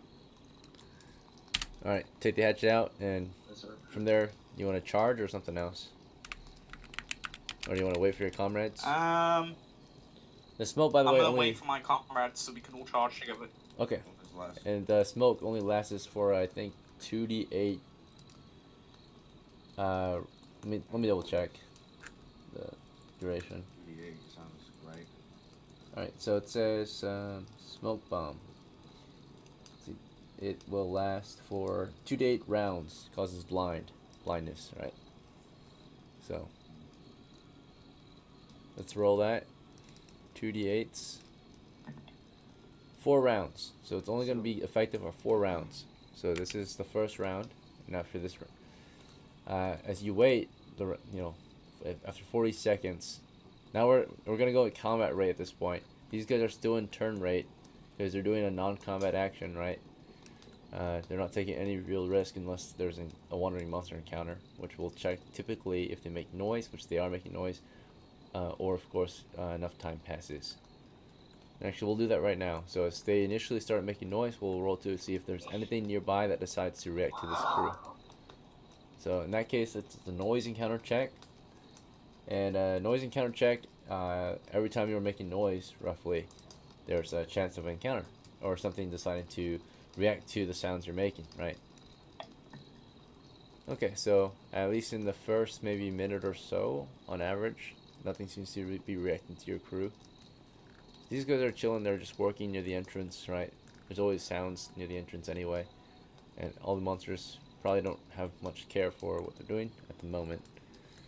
At least toward the east. Toward the west, we already know what's going on. We have a group of goblins being held by some smoke. Alright, so we are moving at the round-based, by the way, before I continue, did any of you decide to change your action, or do you guys want to continue working hard in the mine, or in the gravel pit? If everything fails, we're getting 400 coin, DM. Gotta go. Alright, so you guys are actually... Yeah, this is kind of the backup plan, and this is the actual adventuring crew. Alright. So... Yep, That plan is crazy when it's 200 copies. Yeah, it's pretty good. Alright, but it just takes a while. You guys are taking a more active approach. They're taking... I guess that's still pretty active, but... Wait, I mean, how are we gonna put 8 people in the hallway? Let's be honest. Yeah, you're right. There's other areas to explore, though. This is why we went this route. Alright, so anyway, we smoked that position, and that's right after we smoked it, Lumberjack just kind of is it too late for one of my infinite rerolls to make this like last all 8 turns? Like I said, your rerolls and fudges only work for anything that your character would have to roll for, right? Right, so not for Lumberjack, not for the DM, not for monsters, just for Mitchell. Right, so saving throws, attack rolls that you do, yeah, only. So. Mitchell bought the grenade. All right. So. Nope, but that wasn't your action, right? That wasn't. You didn't roll for that. I know that was a joke. That was a joke. Yep. Okay, sure. So Mitchell, we're moving at the 10-second rate now, right? So in that time that he threw that grenade, all you were able to accomplish so far was setting your shield and grenade down, getting onto your knees, and taking out, of course, a candle, right? That's all you accomplished so far. So now your next move, if you're good with it, is you're going to light the candle, right? Unless you want to change it up. And that will take about 10 seconds to light it, right? There's enough turns. Okay, so you're going to light the candle, right? Light the candle. Alright, so... The candle will save time on the proper turns. So you're lighting the candle for this turn. One way. Okay. And Lumberjack is waiting for this turn. So he's spending this round waiting as you are lighting the candle. He's supposed to come back. He knows that. Maybe, maybe not. Right? There's no we don't have telekinesis or anything like that. So he does what he does. Unless we use our actual comms, like you guys talk to him, right? So, anyway, as Mitchell is lighting a candle as Lumberjack is waiting for this round, Arthur, you've just been loading up that crossbow of yours. It's loaded now. So what do you want to do this next round? Or this current round, actually. Yeah. I'm gonna wait for Mitch to give the order. Okay, so you're just going to wait this round? and then Can I yell out orders? while you're lighting the candle? You can say one thing Yeah. this round while you're lighting the candle. What would you One. say? Up to 10 seconds. We need something to take out the net. Okay. I just try to communicate that there's a net that's going to be a fucking giant problem. But Alright. So bear in mind, you also did not know there was a net there. So to explain, shit. Yeah. Alright, you're right. Lumberjack might have told you, right? So Lumberjack fell back, and we'll just say that he told you. But try not to act on information your character wouldn't know. But if you if we do that, I have to make an explanation. And if Lumberjack wasn't able to calm that, then the idea would be that, like, if he died We're and you staring at each other, so. if he died, right? For example, if he died in that moment, and you somehow knew that there was a net, even though there was no way for you to know, I would have to switch your action to making your character know that there was a net, which means that you actually were with him, charging and having to look at yourself and being shot at, right? So, just as a warning, right? Try to only, do your thing, of course, but act on only information your character should know, right? Yeah. All right. So, but for this explanation, he explained, right? They've got a net, right? And then you're like yelling, "We've got to take it out, then," right? And Bilbo, for your turn for this round, as these guys are hanging out, do you want to just keep hanging out in the tunnel, or you want to take an action? I want to do something, so maybe I can try to search for a secret door, like to left of me. A secret door? Alright, where do you want to search? Yeah, I would like to search.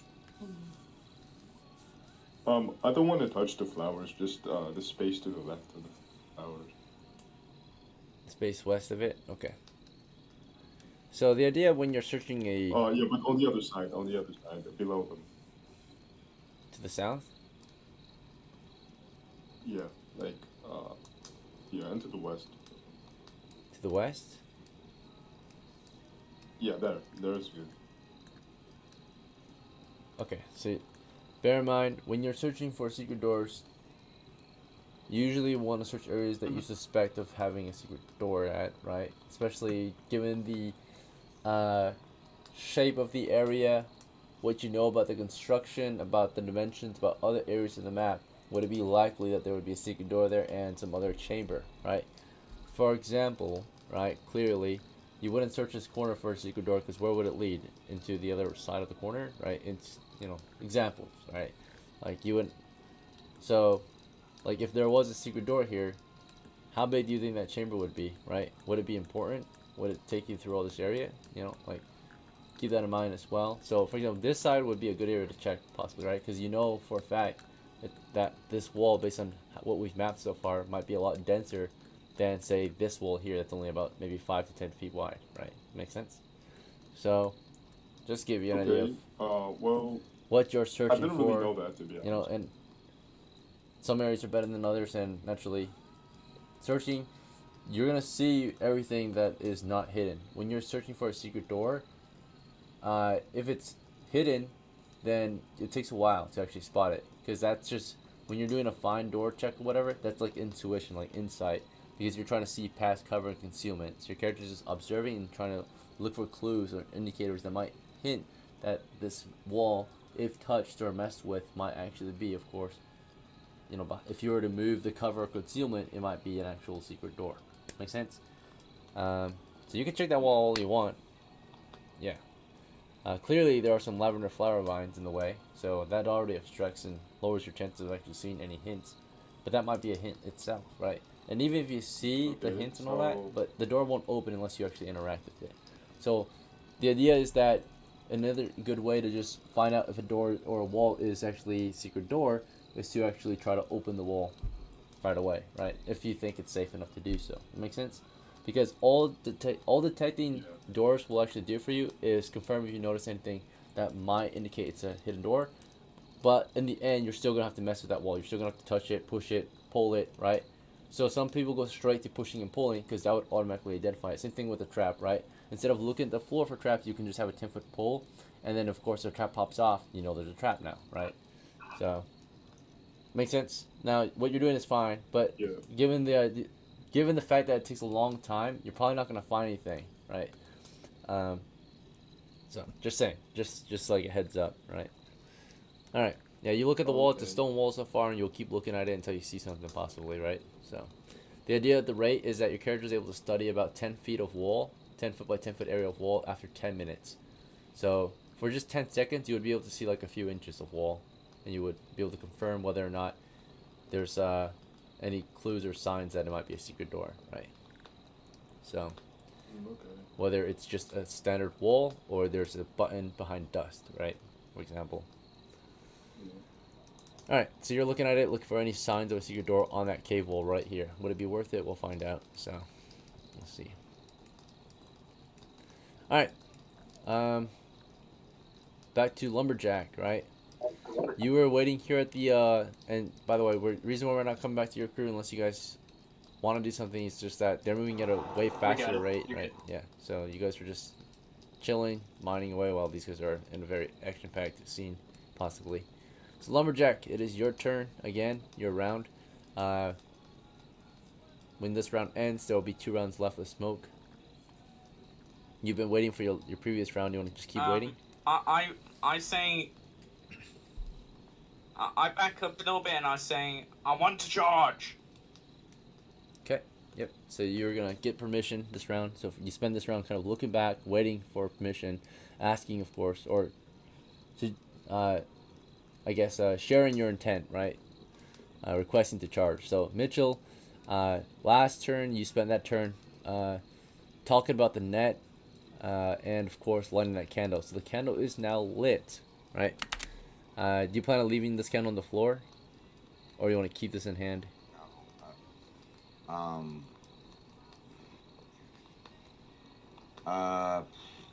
don't have a lantern in my belt. I just shove it into. Is that not? Sure. Yeah, you want to do that? I mean, it should be like I shove it into the thing and have it on me, right? Okay, so you put the candle in the lantern. It's lit, right? I literally stand up to shove it in there, right? I look at, very sneaky, and say, "Get to my side where you can access this, and so you can clearly access any other grenades and stuff. We're gonna charge it, but I'm gonna go first, so you don't die." I'm not gonna say really all that. I'm saying we're charging. Get behind me. Alright.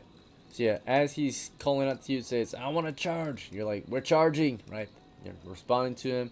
You threw that candle into the lantern. You closed it, and as you're getting up, you're picking up your grenade or something else. Grenade and shield. So if my shield, I show my So essentially, I'm gonna pull out my warhammer, right? Did I not tell him to get behind me? Or is that another thing? You told him he has to act next round, though. Okay, alright. We'll do it this way. Yeah, I pull out a grenade. I pull out my shield. I say, we're charging. Get behind me. Whether that shit works or not. And then I start moving forward. I do not light the grenade, currently, because I have a fucking person in front of me, so I don't know what's gonna happen. Right. So you're getting the hammer. So bear in mind, when we go through these rounds, it's all simultaneous. Now, we say them we take turns saying what we're doing, but the idea is that everything happens all at once, right?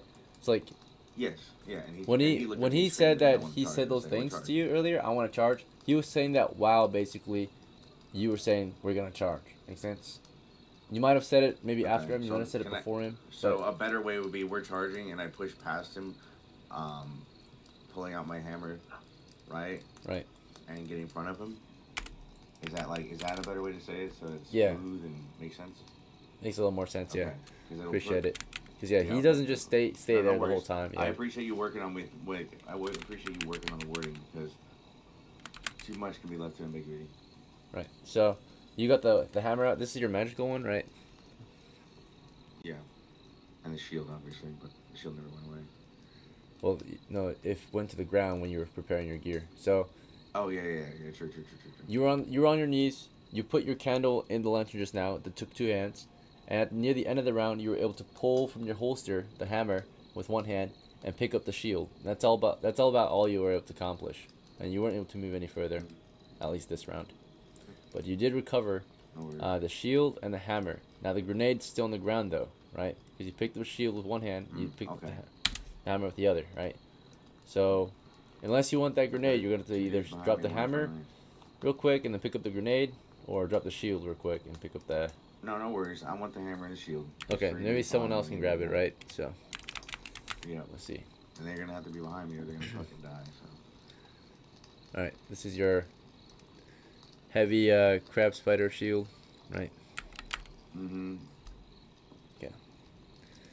And then Arthur, as you see the crew starting to move in, this round, right? You see like Lumberjack saying, "Let's move in," right? Mitchell's like, "We're charging," and he's like grabbing his gear.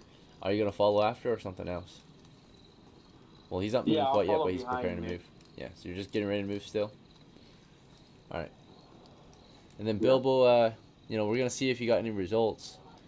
So if you want, I can roll it real quick on the table, or you can take the time to roll a d6 and see if you found anything in that 1 inch by 1 inch area in that past 10 seconds that you decided to search. I think you should roll it. Okay. Alright. Yeah, you should look at the wall. It's just a stone wall so far. You can keep studying it, but what do you want to do this round? Keep studying that wall or something else? You see these guys, they're not quite moving yet, so you could just keep studying it. Or you can move ahead, right? They're still getting ready to move, but you can hear their intent. They're about to move, right? So you want to spend this round just looking at the wall still, or something else? Yeah, I'll just get that one last look in. Okay, yeah, you might as well since they're still waiting, right? Or not moving yet. Alright. We're now up to 2 rounds remaining with the smoke on that position, right? Getting curious and, like, you know, wandering out to come see what's going on. No stupid goblin's gonna give me a freebie. Alright, let's see the garrison right now. 2, 3, 6.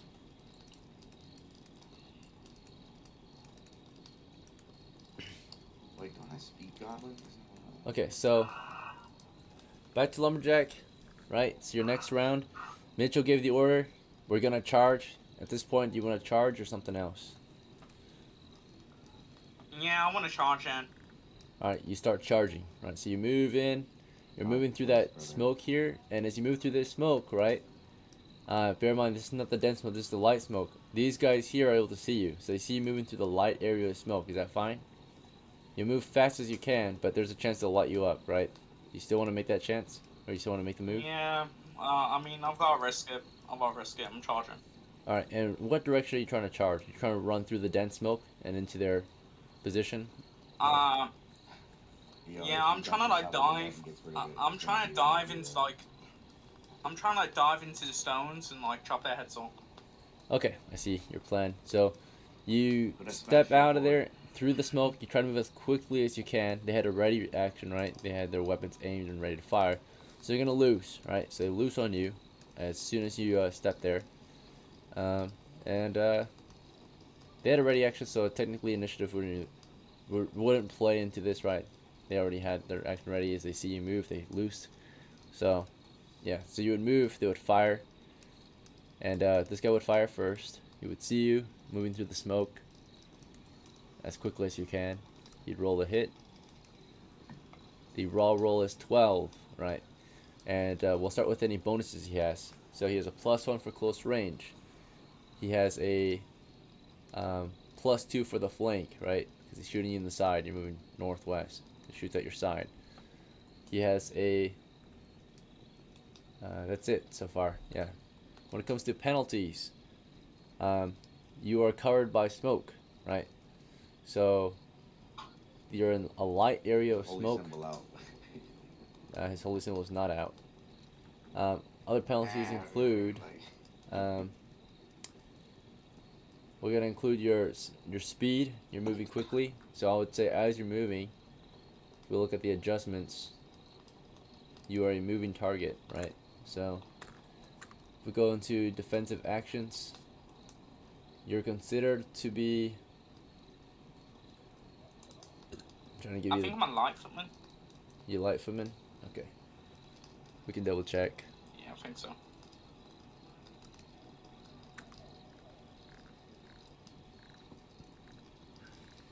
Lumberjack.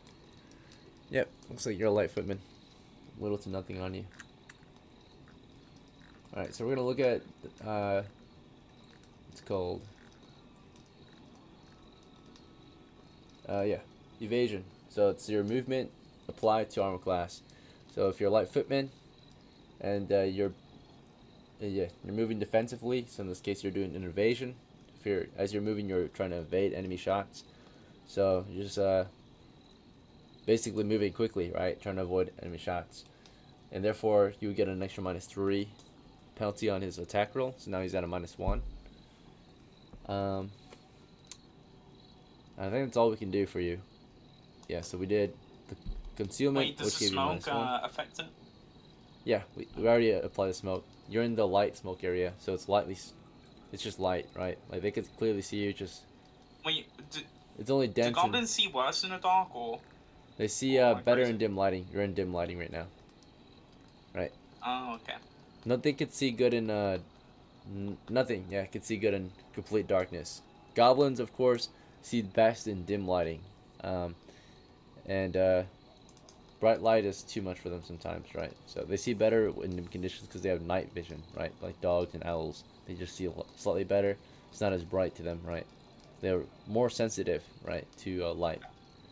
So they can see a lot further in dim conditions. That'd be cool if like he had come back, you know, like I had a flashbang or something. Alright, anyway, this is a -1 a hit overall. So he scored an 11 against your armor class, and you have an armor class of 7. So he missed by 1 point. Alright, so that first shot was a miss, right? Fired at you. Arrow goes right past you as you move through into the dense smoke. But before you finished moving through that dense smoke, we had a few other shooters that saw you moving, right? These two shooters right here. Actually, yeah. Yeah, these two shooters right here would see you. And they would light you up as well. Naturally, you're moving as quickly as you can. One got a nat 20, one got a 6. The 6 is a miss, the nat 20 is a hit, naturally. As long as you're in the line of fire and there's a chance to hit you, nat 20s are auto hits. And also double damage. So it was a crit. So you moved through the smoke as fast as you could. You avoided 2 shots, but then one of them got a crit on you, right? So hit a vital area. Probably, in that case, it would probably, as you're running from the side, maybe hit you in the neck, side of your neck, right? We'll find out how much damage it deals. So, goblins. They deal d6 with their short bows. These goblins are not using short bows, though. These are upgraded goblins, or well supplied and equipped goblins, because, you know, an area that they've won and maintained ground in. So they're considered a somewhat slightly challenging group of goblins, right? Asterisk goblin. So asterisk goblin, which is a special goblin, that just means that there's better equipped goblins, pretty much. They're equipped with instead composite bows, right? Which is slightly better than short bows, right? So because they have slightly more funding, but not much more funding, like 5 extra coppers worth of funding, right? Because they got the asterisk. In that case, the composite bows deal a d8 of damage. He would deal only a d4 because he's small, right? He gets half damage against you. However, it's a crit. Because of the crit, we go back, or yeah, it went from double, it went from half and then double, so back to normal damage, pretty much. So 1d8. Alright, so we're gonna do a d8 of damage. You took 3 damage and you only have 1 hit point. So unfortunately, you were killed by that natural 20. So you made the wrong move, right? The smoke was somewhat good. If you had shields with you, it would have been perfect, right? You also didn't maybe have the right weapon. A single hatchet against this large crew, you might cut one down, but then what about all the others, right? If you wanted to be a suicide killer, you probably should have taken the grenade with you and lit that thing up and charged their fucking position and blew them all up, right? But unfortunately, that wasn't the case, right? You kind of rushed it. So as Lumberjack charged ahead, full speed, and got lit up by 3 arrows, maybe more, right? The first 3 arrows, though, that were fired already finished them. He would be running, he would avoid 2, but another one would hit him in the throat, and he would crash to the deck into the dense smoke, right? Dead. So, thank you for playing, brother. Oh, wait, did you roll up a new character this game? You did not, so you can respawn in the game, actually, on your next turn. You'll be reinforcements, right, that arrived at the scene late. Does it make sense? Oh shit. So if you stick around, if you on your next turn after all of these guys have a turn and such, right? Your next turn, we'll just get you a character rolled up, and you can jump back into this expedition, so you can get something out of this game. Not waste your time. Yeah, that's a really good deal. So, Damn. yep, and then reborn a hero. Oh god. right. So basically, maybe like Lumberjack's apprentice, or like his the new guy on the team, right? Even though Lumberjack was His kind of smarter son, yeah. something like that, right? His new guy, it seemed that he was put in charge of being more senior, of course, not of course maybe experienced, but senior to Lumberjack's next character at least, right? Or Sneaky's next character. Anyway, as he charged the position, Mitchell, were you charging as well or something else for that round before this turns to 10 seconds? I start to move in the direction and I see what happens to Sneaky.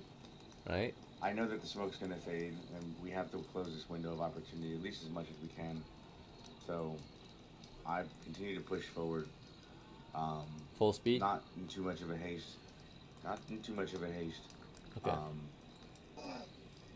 Because I'm moving up and holstering my hammer. I'm moving in a way that I'll be in the center of the smoke, right? Okay. Actually. So by the way, you don't have to be in the smoke to have cover from it. If you're directly east of it, for example, you have cover against all of them, right? Because it counts as concealment. Yeah, that's what I was gonna say. Yeah, I want to do that. It's just this small gap here is the weak point. This gap right here is what got Lumberjack killed. Exactly. Right. That's kind of what I was trying. Yeah, that's kind of what I was trying to get at. I'm gonna move into that position, and then cover it with your shield. Light a flash. Yeah, it's a really good idea. Yeah, do that. So you'd move up there, you would holster your hammer, and you would reach for your flash powder as you're running. So if you're doing all that, you're only gonna be moving at half speed because you're doing other actions. No, as you're moving. put them full gas, hammer now. Hammer and shield just charge, full speed. Okay. Yeah. Because you're medium footman, right? Yeah, you're medium footman. So you can do 20 feet per 10 seconds. So in 20 feet, or in this single round, you can actually move to that position. That's about all you can do, though. If you do anything else, you wouldn't be able to move that fast, right? That's your full move. Is that fine? Yeah, and I'm obviously taking cover behind my shield. So. Yep, shield out, full cover. Yeah. With it. So you run up to the position. Creating a safe. Yeah. Or do you want to just run up to the cover and not take any shots at all? You might do that when someone's about to pass. So you might just stick to the cover for this round. Yep. That would be smarter. I'm gonna be like a little door. Only opens for cover. When the rest of the crew need to push through, that's when you will cover, right? Yeah. So covering now would be useless, right? Yeah. All right. Yep. So Arthur. Can't really go through that position anyway because his body's there. So fuck. You know. Yeah. All right, Arthur. Do you still want to push up ahead with Mitchell? The situation looks kind of grim. Yeah, right? bro. Okay, you charge anyway with Yeah, him? but I'm gonna be up against the wall. Yeah, right there. Sounds good. And then Bilbo, are you following after Arthur as well, or something else? For your name. Could you, by the way, check the wall thing? Oh yeah. We'll do one more check here. All right, clear. You see nothing still? Okay. Is there? Yeah, I'm gonna move up to them, but while I do it, is there like a grenade on the floor or anything? That's right. Yeah, you see the grenade was left behind. It's on the floor. You want to grab it on the way over? Yeah, I would like to grab it. And go to Mitch to light it if possible. Whoa. To be ready to light it. Yeah. Don't just fucking light a grenade. Halfling, Jesus Christ. I will kick you like a football down that fucking hallway where you came from. We will punt you. Alright. Now, as you guys are going through this combat... Fucking halfling with a grenade flying through the air. Lit. I'm not sure how we're going to approach this combat with only 3 guys, but we'll see. I do have to let you guys know, we are at 2 hours and 28 minutes in, so we typically need at least we should maybe leave it as the biggest cliffhanger. half an hour to 15 minutes at least for post game. So if you guys want, what we can do, unless you guys plan to time. That's not exactly something we can do because the goblins are gonna take action hostily. But what we can do to wrap the game up, right, is the crew here, if you guys want to take this, the crew here can defend that position, hold it at least, or try to hold it. And if the enemy is pursued, they can combat them. They can hold this choke point so that your crew here can finish their job, possibly, and you guys can get out with the treasure, right? Just to wrap things up. Otherwise, we can push through and try to combat these guys anyway, and then we still have to check for wandering monsters with this crew, right? Technically, every time they make noise, there's a chance for something in the area to hear them, but worse, to react to them, right? So, what do you guys want to do about that? Given that we only have 30 minutes left, you guys have the option of, you know, Let's get his money and go. get the money and go, Okay, so- or Yeah, no, pursue So here, yeah. So I'm gonna say get the money and go. But here's what I want to do, real quick. Before you I go? have 2 grenades on me. Before I go, I kind of want to make them hurt a little bit.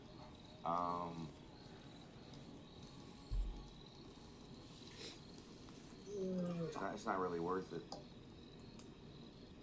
No. It's always Um, worth it. I would No, like it's to not. volunteer No, it's to not throw worth the it. grenade. Here's what we're gonna do to be smart about this. I would love to avenge him, but his relative's coming soon. It's fine. on this next I'm turn, gonna yeah. go ahead and cancel my action, return back, but I want Bilbo, Mr. Inquisitor, to fucking look at that pile of shit and see if there's something over there in that cubby hole as we're leaving.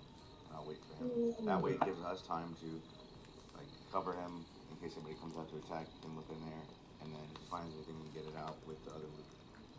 Alright, and I'm gonna roll to see if the enemies become offensive. So they were on the defense at the start, but we're gonna roll their reaction.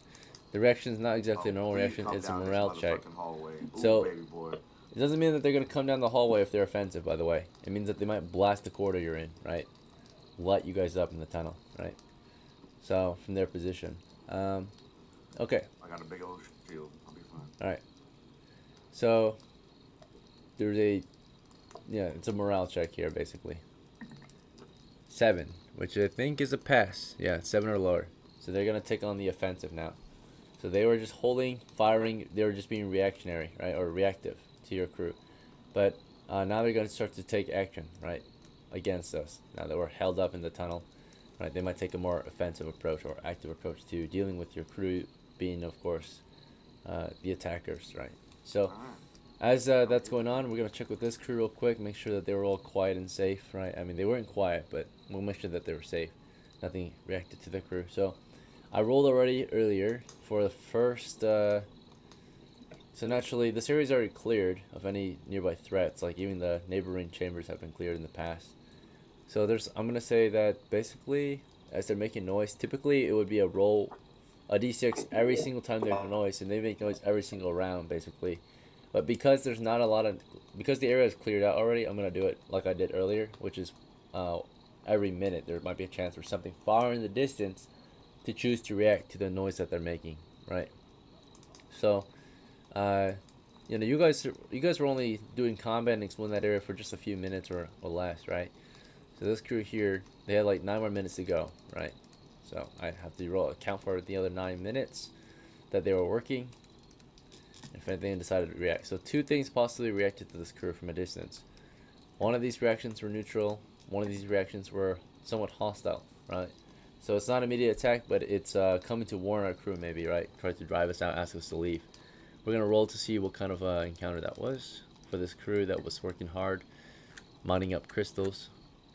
Or mining crystals, yeah, so roll the 6, alright. So we're going to be visited by something in a little bit, at some point, with this crew. But yeah, your crew here wanted to wait, wanted to have, in the meantime, while the other crew was busy working, let Bilbo keep searching that wall for a chance of there being a secret entry in this particular strip of wall, right? So Bilbo, you'll be busy, confirming whether or not there's a secret door there, while these 2 guys. What? Is it right, or you don't Did agree? you guys say I was gonna move up? Oh, you want to move up? Yeah, with the grenade. Okay, so you're taking action against these guys? I thought last round I moved up. You were about it, but reloading the situation, right? We were trying to wrap things up because we only have about 20-ish minutes left to play. So Oh, yeah. the crew was Okay. thinking about not attacking any further, right? Just being more reactionary. Like, Well, I want to attack them. you wanted to attack? Alright, so. And we rolled and see if they were going to become reactionary or stay reactionary or get offensive. So in their offense, or during their offensive period, as the smoke faded, of course, the smoke would have faded by then, right? As you moved up. So the smoke would have faded. Basically, in that time, of course, what would end up happening would be, you guys were just waiting here, right? Waiting for the enemy. When suddenly one goblin came charging down the tunnel at full speed, right? He came charging down the tunnel, right? This one goblin here, he's not a bull goblin. So between these two goblins here, one was a bull goblin and one was not a bull goblin. He had a shield, right? So he came charging down the tunnel with a shield, right? Just full speed running down the tunnel, right? So you hear him, Mitchell, right? You hear him running down the tunnel. You're, looking at Bilbo like, hey, let's just hold a position. We'll check that wall out. Bilbo's like moving up. I want to throw this grenade, right? And you hear this goblin screaming down the tunnel, right? He's looking at other grenades. He's trying to get grenades down the tunnel. I'm like, hold on. Alright, so you hear one coming up to you, right? You hear one goblin just running up to our position. You want to get ready to hit him or something else? Yeah, I'm going to get ready to subdue him with my melee. Okay, right? So you hear him screaming down the tunnel at full speed, right? Just like a fearsome growl, right? Full speed, just screaming down. Oh no. Right? And you get ready to just smash him, right? You hear him running full speed. And Bilbo, you want to just wait there? You want to light the thing up on the candle, or what do you want to do?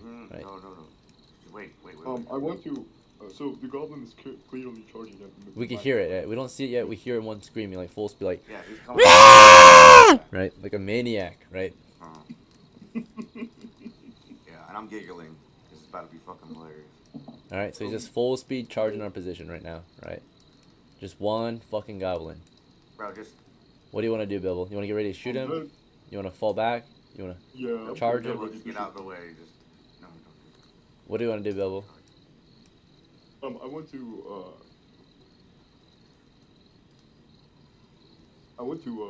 like, get ready, like, shoot him. Get ready to shoot him. Shoot him, so you would step back, maybe get some distance and drop the grenade so you can, knock an arrow. Is that fine? Yeah, well, I don't want to, like... Because if you stand right next to Mitchell, there's going to be almost no line of fire, right? You're going to have an arrow in his ass. So you need some space, right? Am I able to shoot with one hand or no? A short bow with one hand? How would you do it? With your teeth?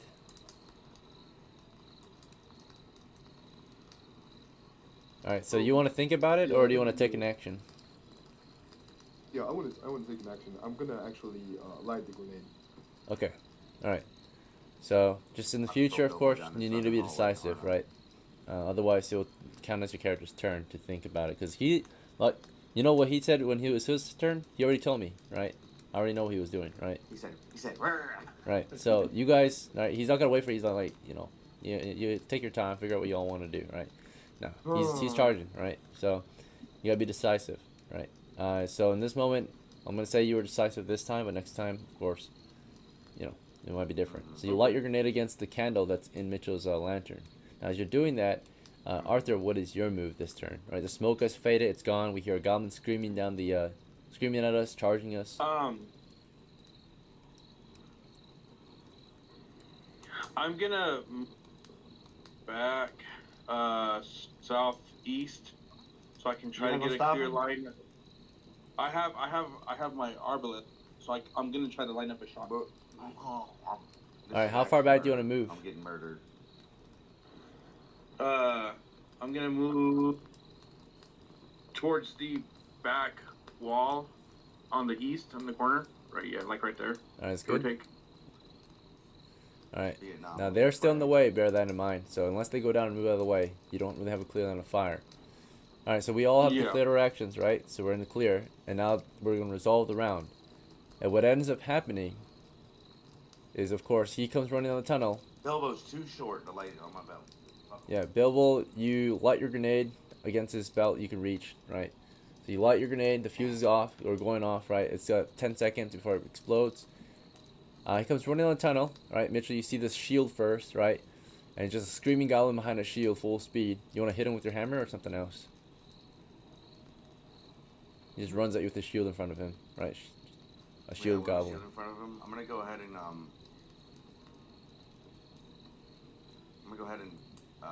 And he's not exactly running at you. He's running at the firewood right now, like running straight toward that. Kind of like just I want to smash him and crush him and get him out of the way, but Yeah. Bilbo has a lit grenade literally where I'm fucked. Yeah, it's already going. Right, the fuse is already going. How about this? You have seconds to react, right? Am I aware? All right. I grab Bilbo. Okay. Fuck it. I grab Bilbo. I drop both my things. I turn around and grab Bilbo, letting this goblin run past me. Right? I hug the wall and start walking backwards.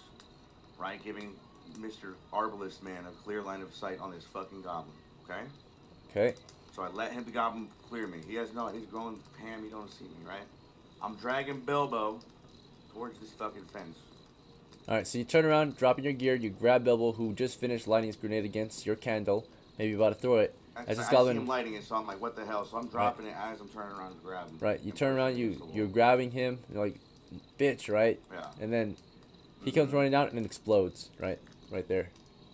He explodes. He explodes? He explodes, yeah. It's a suicide bomber, right? That's why he's screaming, right? So, in that case, he explodes. Armor does protect you to some extent. Against the shrapnel. Cover is the main protection against shrapnel. Bilbo's life, and he's got a lit grenade too. Yeah, now he's gonna explode too, right? Cover helps, so you're covering him with your body. You're covering Bilbo somewhat, not a lot, but some cover maybe. You grabbed him in that last moment, like maybe turn your back to the enemy. You've got armor on you, so that should help. Can I not just throw Bilbo into the other one that's gonna blow up? We just call it a day. Yeah, you can throw him right after. Right after you grab him, you can throw him right as you get hit by a forceful blast. Have him collide. Yeah, just fucking. All right. Well, let's see the damage first. Everywhere. The explosion deals 48 damage. Right. Now, naturally, if you're in armor, fortunately, particularly metal armor, I think I'll double check, but it might be any armor. I'm gonna double check. So it says shrapnel, right? It ignores armor typically, but it still is reduced if you're wearing armor. So, you know, it ignores armor class. It doesn't care about armor class. It automatically hits. Naturally, it's all these tiny pieces of metal and force hitting you. So it auto hits, but the damage is possibly reduced if you have armor on, right? Just like a helm. So, anyway, it says heavy helmet. Let's see. Siege weapons. Shrapnel. Grenade. Yeah, shrapnel, half damage versus if you're wearing a helmet and body armor on, which you do, right? So yeah, you're gonna take only 2d8 damage then. And do you have any magical armor on? Not yet. Okay. Do you have any magical armor? You don't. Yeah. So you're gonna only take 2d8 damage from this blast. You should be able to survive it. You only take 4 damage, so you're fine.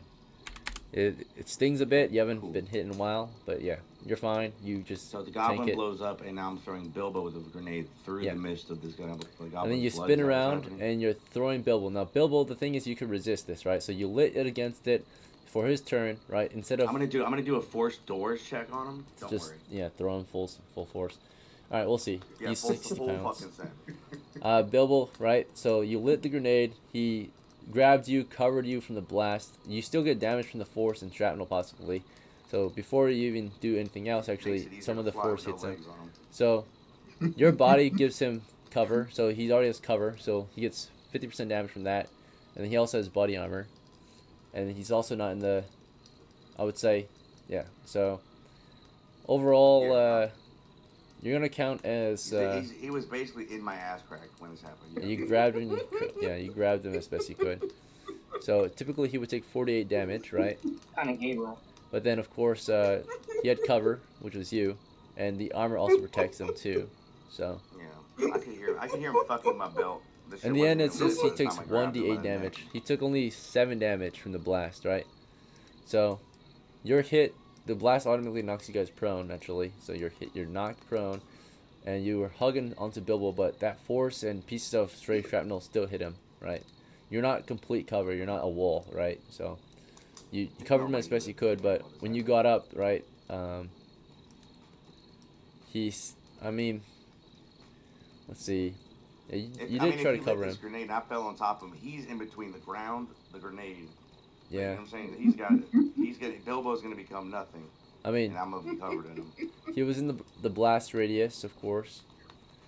Possibly he was in the stray blast zone, so I'm gonna say he took like 4 damage, but that might still kill him. Because it only has 4 hit points. Okay. And, I mean, it can hit his legs and make him fucking, like, you know, top heavy. he's gonna make a saving throw versus, yeah, so I'm gonna say because you covered him, because you have armor, because he has armor, he only took 1d4-ish damage, he took 4 in the end. And, that was enough to incapacitate him. We're gonna do a saving throw to see if he's conscious still.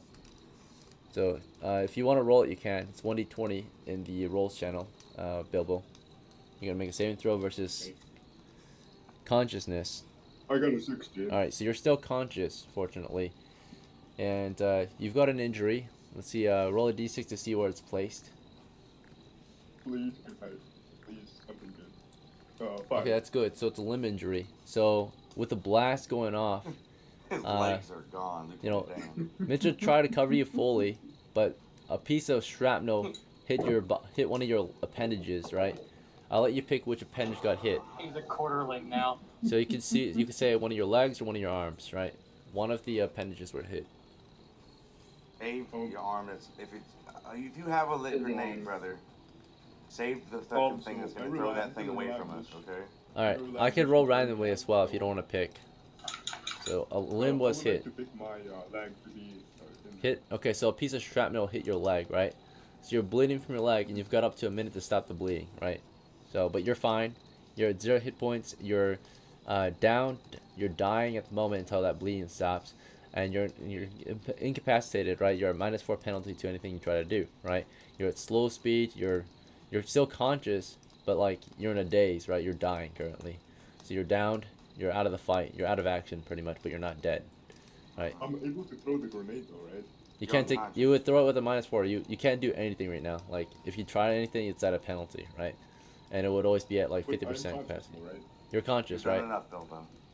So you're in a daze, and the grenade's about to go off, right? And Mitchell, you just got up, or you just tanked a hit again. I don't. Bilbo's about to. You want to grab his grenade and tank another, and like sit on it or something, and tank that grenade too with your armor. Sit on it, bro. Sit on it, bro. I mean, like, I've got 5 seconds to make a decision. I'm gonna just fucking swat the grenade as far as fucking way as possible. I don't care if it's gonna blow. I'm gonna actually roll to see if it's still in his hands. First of all, actually, there's a 2 in 6 chance it's still in his hands. Otherwise, it rolled away. So if I roll a 1 or a 2, it's still in his hands. Him on top of it. Goodbye, Bilbo. It's still in his hands. Somehow he's still gripping it. So he's still got the grenade in his hands. The fuse is about to go off. Bilbo, be the hero, and I fucking roll him on top of it. Okay, I mean you could kick it. You could kick it all the way to the far end if you want. Right? Kick it. Okay, if I can kick it, I'm assuming that I'm fucked. Okay. Okay. So yeah, kick it. the risk is for kicking it is that you're gonna do an initiative check against a grenade, and if you fail the initiative, it blows up your leg. Right? It will possibly blow up your leg. I get to roll that, right? Yeah. So, do you want to take that risk to kick it? Yeah, Either way, I there's get a to roll it, risk, yes. right? Anything you do here is at risk. So you try to kick it. Yeah. Yeah. So, He says I got 17 rerolls. oh yeah, that's true. If Yeah. it's, I'm not gonna use that. I'm not gonna need Alright, that many. so- It's fate. It's fate, buddy. Now listen. Here's your initiative, right? This is yours. 3 versus the He's so grenades fucking worried, is you don't have to tell us. 6. So you want to do your fudge, because 2 rerolls count as a fudge, right? So you can just fudge it. 'Cause you have a ton of So we're rerolls. gonna do a fudge, right? Okay. And that means you automatically succeed it. You'll take a 6. You beat the or I roll a 6 though, right? Fuck. So it's maybe your dex will save you. Let's see. Cause that's Can I just kick it simultaneous. into his ass crack? And let- Yeah, your dex not saved you by kills. 1 point. Okay, you're good. So you kicked it 1 second before it blew off, and it goes like halfway and blows up, right? You like kicked it, got down to the deck. You know, No, when Arthur, I you see told all I these carry you on my explosions. Probably got shoulders, I down didn't to you at mean that make point. fucking, you had to be disabled, dog. But yeah, it blows up halfway, and fucking. Where you get down as well, you kicked it, dropped to the deck. You're in armor. I'm be assuming fine. I was already on the fucking floor. I didn't stand up. Oh yeah, I yeah, was sure. Yeah, you in just the kicked it from meantime. the ground, like kicked it off of him. It rolled and it blew up. and you guys are on the deck, and I think you're fine. Yeah, you're prone, you're covered in full armor, you're fine. The blast might have done Meanwhile, the 1 mining damage party's max. Like, what the fuck is going on? Bilbo's down. You kicked it. It blew up like here. Bilbo might have died Mm-hmm. from that actually. So it blows up a few feet away from him. He's prone. He'll take half damage, but then he's also in armor, so he'll take half of half. Well, But then he's check also if he's dying. in range of it, though. Check if he's in range of where I'm it also went. Definitely, he's Yeah, 100% so within it range. blew up halfway. So Maybe within kicked it, range of his and it threat. would be here. 10 feet radius, and then he's in the outer radius, which is the issue, right? Which is the extra 10. So even a point of damage would kill him, right? Because he's dying already. So any extra force or trauma to him would finish him off. So he's already bleeding from his leg, and then he's hit with more force, right? Boom, right? He rolls over, and that last bit of force sent him to his death, right? His grave. So if he didn't light that last grenade, he would have been fine, right? But given the situation, right? He lit it as one grenade went off, another one went off right after. Now, naturally, Mitchell, even if you did take any damage, you would have survived because you're at 20 hits, right? So you're a tank. You can suffer a lot of pain before you go down. So anyway, you get up maybe, and the battle's come to an end. The enemies are cheering, right, as they see all that happen, right? All these explosions. And it's time to retreat. You can carry Bilbo out of here for as next you can. So, is that fine? Drag him out. Yeah. We'll Sure. build good relations with Bilbo's family, at the very least, right? So. I really just want to go in here so bad. Alright, we'll wrap it up because we are about to run out of time. We have like 10 minutes left. So to wrap up the story, while these guys were out having all this combat, the other guys were just chilling, doing their thing. But they also came across an encounter, unfortunately. Something did come from the east eventually, and they reacted hostilely. So it was a group of goblins. I rolled it already, right? You guys were busy working. Let me check if they surprised us. They did not. So they approached and they made noise, and you guys could react to them, right? You heard them approaching already, right? Some goblins moving down the tunnel, bickering and such, right? Screaming out, hey, who's making all that noise, right? And goblin, of course, and most of you guys don't understand them, but some of you do. Anyway, you would hear them approaching. You would be like in the middle of your work, right? As the other guys were busy having combat, you guys started hearing these approaching goblins. How did you guys want to deal with it? Did you just want to do a combat? Did you guys just want to call quits and take what you had? Or did you guys... I can tell you very simple what I'm going to do. I'm going to light a grenade and toss it down the hall, kill whoever's down there, and take what we got. Okay. Is that fine with everyone else, part of the mining crew? I'd like to take an action as well. Okay. What were you trying to do? Yeah, as soon as I hear that there's something coming, and I'm hearing these guys running down the hall on our left side, like, the west or whatever, I'm gonna go ahead and our guys to the west. I'm gonna go ahead and stop working, and I'm gonna load my arbalest and start heading through that secret door in south. What? Oh, okay. You see that? Yeah. Yeah. There's So I'm following traps these. down that way.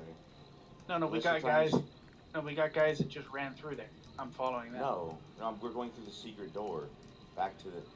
Yeah, that's what I'm saying. Okay. So you guys exited from here? Oh, they Also- went through the secret door. Okay. Also, yeah, why I'm do you going, need to come with us? Are you trying to finish a job or something? I'm getting fucking paranoid. so I'm going south with them. As they leave, I'm going with them, basically. So their conflict I can only... see one of our. Depending on how long they were out there determines how long you guys were actually working. And they were only out there for maybe like 2-3 minutes, right? So you guys were only working for about 2 to 3 minutes when they began their retreat. And of course, the enemy encounter that just occurred wouldn't happen until like roughly 5 minutes into your action, right? Because it happened halfway through the turn. So you guys would have 5 minutes of work possibly get done. So these guys would retreat into your chamber ready to leave, ready to head out, and with the casualty, right? They'd be chilling on guard, on post, right? And you guys would be able to actually work at maybe 1 or 2 more minutes before the enemy actually arrived. And while they were approaching, of course, some of you did not choose to keep working. Some of you stopped working, of course, and then I got into a guard shift, right? So you guys took a defense position against the approaching enemy, including I think Arthur and Goose. Goose wouldn't do so until the end, right? Until they got close enough, right? So Goose, you were just working until they got close enough for you to throw a grenade. Correct. But the main workers... I just want to eliminate the whole group. Were these 3, yeah. Just so we can get enough XP for everybody, and then get enough money so everybody gets at least 40, and that should be an easy way out. We're out. Everybody wins, right? I think DM rolled like 10 dice, and 2 of them came up with numbers for Alright, monsters. so One of them approaching was- crew of enemies. It was a small group, and they would approach at some point. We'd have Carl get off of shift early to become a guard. Arthur became a guard probably. Mitchell probably became a guard. While the other 3 worked for a couple more minutes. No, Mitchell left with Bilbo's body. Mitchell left. Okay, so he escaped the dungeon. Mitchell left with Bilbo's body. Yeah. Mitchell's very disappointed in everybody, and it feels like Carl's gonna follow him anyway. I'm gonna get Carl out of there since he doesn't know how to follow directions either. Alright, so I Carl, don't know why he keeps changing jobs, man. did you want to be a guard or did you want to be a... God, these 3, I'm not gonna lie, y'all kind of blow dick so hard I don't want to play with y'all. Alright, well, these guys did the job. Alright, well, these guys just stood guard. And guard is I kind of mind for a important, good but... 3 minutes. No, I'm done with you. Alright, to wrap it up though, yeah, the enemy would approach. I mind for 3 minutes. You know, play as they much would as you want. they would be hostile. They would be like yelling, trying to figure out who's making all that noise. And as you guys would be on guard shift, waiting for them to appear, right? And they would carefully move up, kind of peek around, yell like, "Who's making that noise?" And as soon as they peek, you guys wanted to light them up, right? Shoot them to death. Yeah. And of course, Goose heard them. He was about to chuck his grenade, but before he did, you guys fired. Or Goose, were you trying to throw the grenade before they fired, or were you doing I was it? trying to throw it at them as they you left? rounded the hall and kill the whole Yeah, group. yeah. But you know what? While they keep mining. Don't worry, your teammates are gonna fuck it up for you. Don't worry. All right. Well, you were trying to chuck it down the hall while they're aiming, or so you heard them coming, No, right? no. When did you want to We throw that heard grenade? Just We heard them down the hall, right? Just throw it down the hallway. So they were approaching somewhere toward the east. Yeah. You don't know their exact position. At what point did you want to stop working to throw your grenade, and then where and when did you want to throw it? Essentially, I was gonna, as soon as I heard them, right, because I know they're coming down the hall, what I wanted to do, go ahead and light up, light up the grenade, pick around the thing, throw it, kill them. You know what I mean? Be done with it. Yeah, but like when did you want to do it? Because you didn't know their exact positioning or you couldn't see them. You could maybe hear them from a distance, but you would light it. 10 seconds later, it would blow up. You might not kill anything because you have no target, right? So you remember whenever you said we heard it?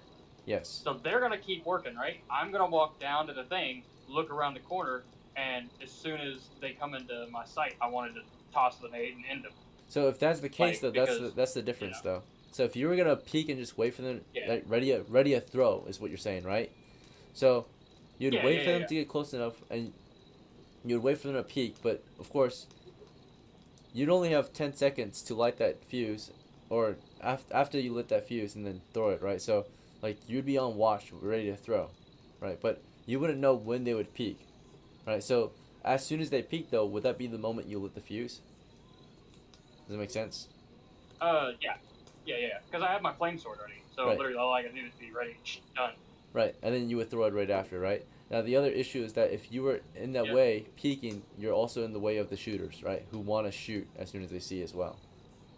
With an arbalist in the back of your neck. So do you still want to do the grenade thing, or do you want to let them just deal with it with their bows, Oh. right? Their I think we arbalists. should put Just let Carl them with- deal with it. I think we should let Just let them Carl deal with it. swim with the snakes.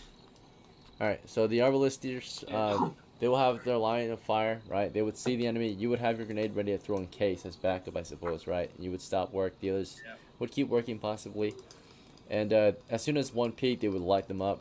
Our arbalisters. So Arthur and Carl, go ahead and roll a d20. See if you can hit this guy. This one guy is peeking and calling out, like, hey, stop all that noise. Stop all that ruckus. Got a 16. I don't know what I need to roll for damage. You probably fucking hit. Yeah. I got a 15. Yeah, you guys fucking blasted him, right? So he peeked around the corner mid-sentence. He's like, hey, what the fuck, right? In Goblin, right? And then, like, you shot him in the face. And killed him, of course, right? So you kill that guy, and the other 3 would have to react. As soon as their guy tried to talk to you guys, try to peek around and see who's making all that noise, you killed him, right? So the other's going to react to that, naturally. They're going to make a morale check. Naturally, it won't scare them away because they didn't lose half the numbers, but it would make them either defensive or offensive, right? They took an offensive approach. So as soon as you shot that guy, they immediately decided to retaliate. And how they did so was half of them were melee. So the half that were melee raised their shields and came charging down the tunnel. At that point, Goose, you can roll your grenade and, into the tunnel and take cover, right? You would light that fuse with your sword. You would quickly roll it into their path, and you would just take over behind the wall, right? And the other guys, as he rolls his grenade there, you might want to fucking get the fuck down, right? So, or load up your crossbows, get the fuck down, or first maybe get the fuck down, and then load up your crossbows, right?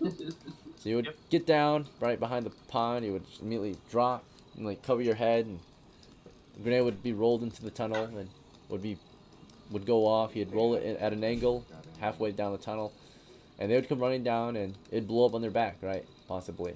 Now let's see if they even react to the grenade, right? Because they know what these are. They use them as well. They make them, and part of the best resource or places to get the resources to build a grenade is in these caves where they can get Bilbo, saltpeter I and such. think you're gonna get reborn as a goblin, dog. Right. Oh yeah, I forgot. The guy who died, is he still with us? Sneaky? I'll give you a turn to roll up a new character real quick so you can have an action and actually get something out of this adventure. Yeah, okay. So, Sneaky, we'll just say, of course, we'll do a speed roll for you. Are you with us still? Yes, he's here. Okay. Yeah, okay.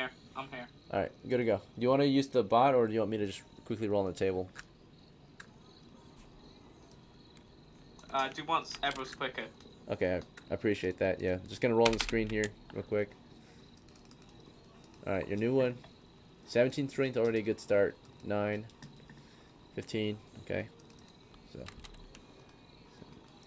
17, 9, 15, 6, 14, 11. So he's kind of slow, but he's a tank, right? Wolf. You want a dwarf? Yeah, this is perfect score for a dwarf. Let's see, D1. Hit points. 5 plus 1, 6. Huge, right? Gear. We'll give you dwarf gear. Do you have any preferences on gear? Otherwise, I'm going to give you dwarf equipment. I just want dwarf equipment. And can I get like a war pickaxe? Like just pickaxe? Sure, pickaxe. That's sweet. War pick, you want a matak? Or do you want an Yeah, actual just a war big pickaxe would be like pickaxe. a warhammer, right? Because you got a blunt side and the actual pick on the other side. You want a warhammer?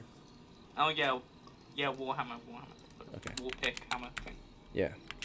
See, war picks are nice, but it only has a pick, whereas a warhammer has a pick, a spike, and a hammer, right? So. Okay. Yeah. Yeah, warhammer is pretty good. It's pretty good at it. All right. So you got the warhammer, you got the shield. I rolled 11 coins for you, so we'll also get you a Sloan shield, so you can just wear it. The warhammer you can tuck in your belt. That's it. All right. Do you want an old school name or do you want to pick it? I wanna be called Miner. Like a miner, like M-I-N-E-R. Yeah, An Miner. occupation. No, I think M-I-N-O-R. Yeah, Miner. Yeah. All right. It's not preferred, but because I prefer you pick an actual name. So, yeah, legal name that your parents would have named you. A dwarf parents would have named his. Okay. Yes. Is there a reason why you can't pick a normal name? How sneaky likes to name their children after occupations. What? What? Anyway, yeah. Okay.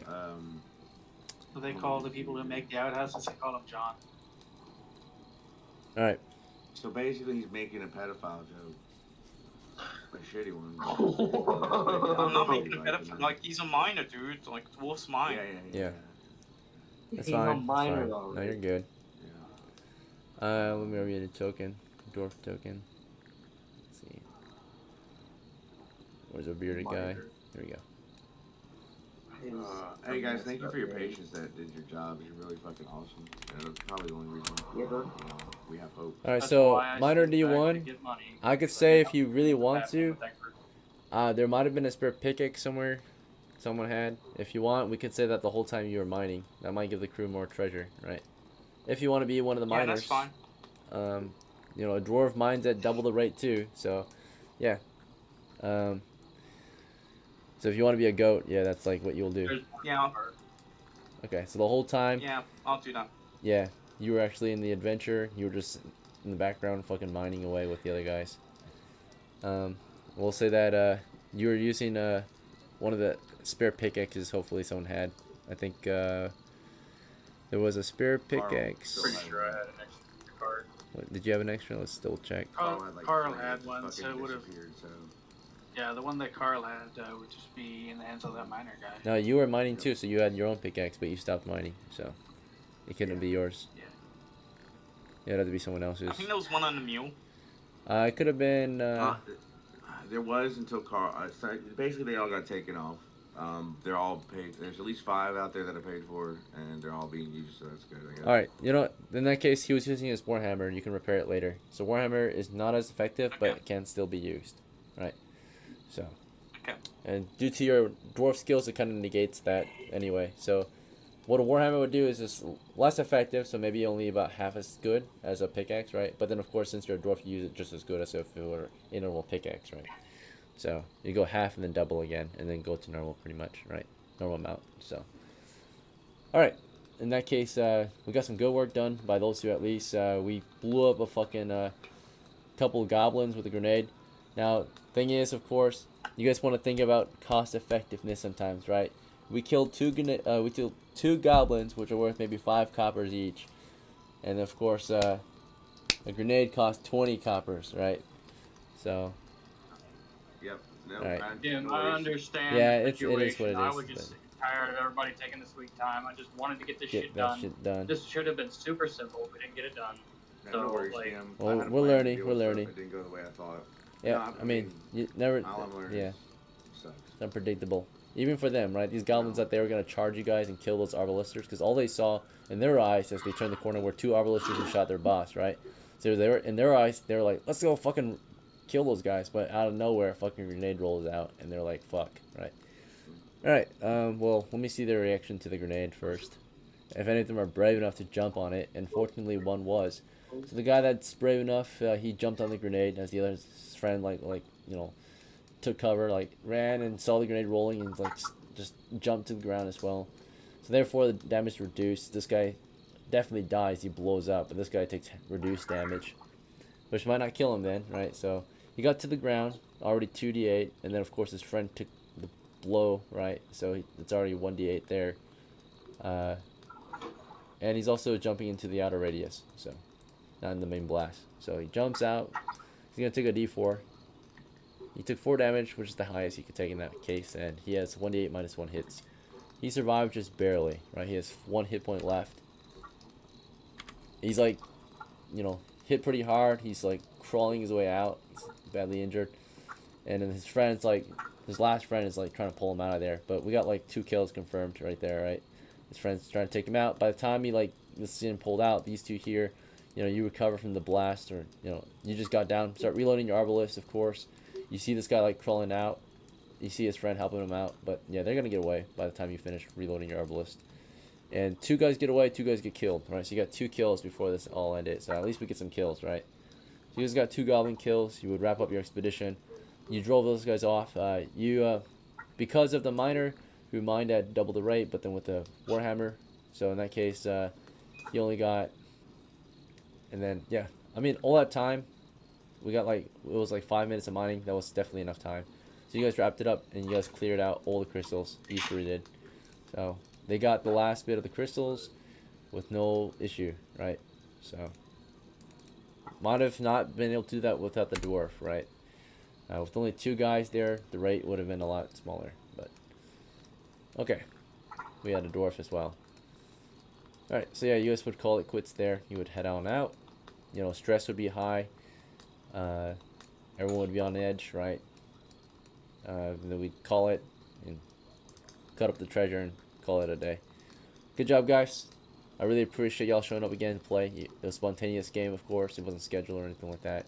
You guys still made it and still were successful, so I really appreciate it. I know some of you still are kind of bummed about how rough things usually go, but hey, it's part of the fun, right? We get better, and that's part of the fun. Like, so we are getting better, so I appreciate it. Right? We're learning. There's still a lot to learn. All right, but let's go over your results. Let me get you guys rewarded so you guys can head on out, right? First of all, we're gonna do treasure. Okay. Before we continue, any questions or concerns? I just want to give a shout out to Mitch. Boy tanked 2 damn grenades and didn't die. Carl, I want you to do what you. Alright.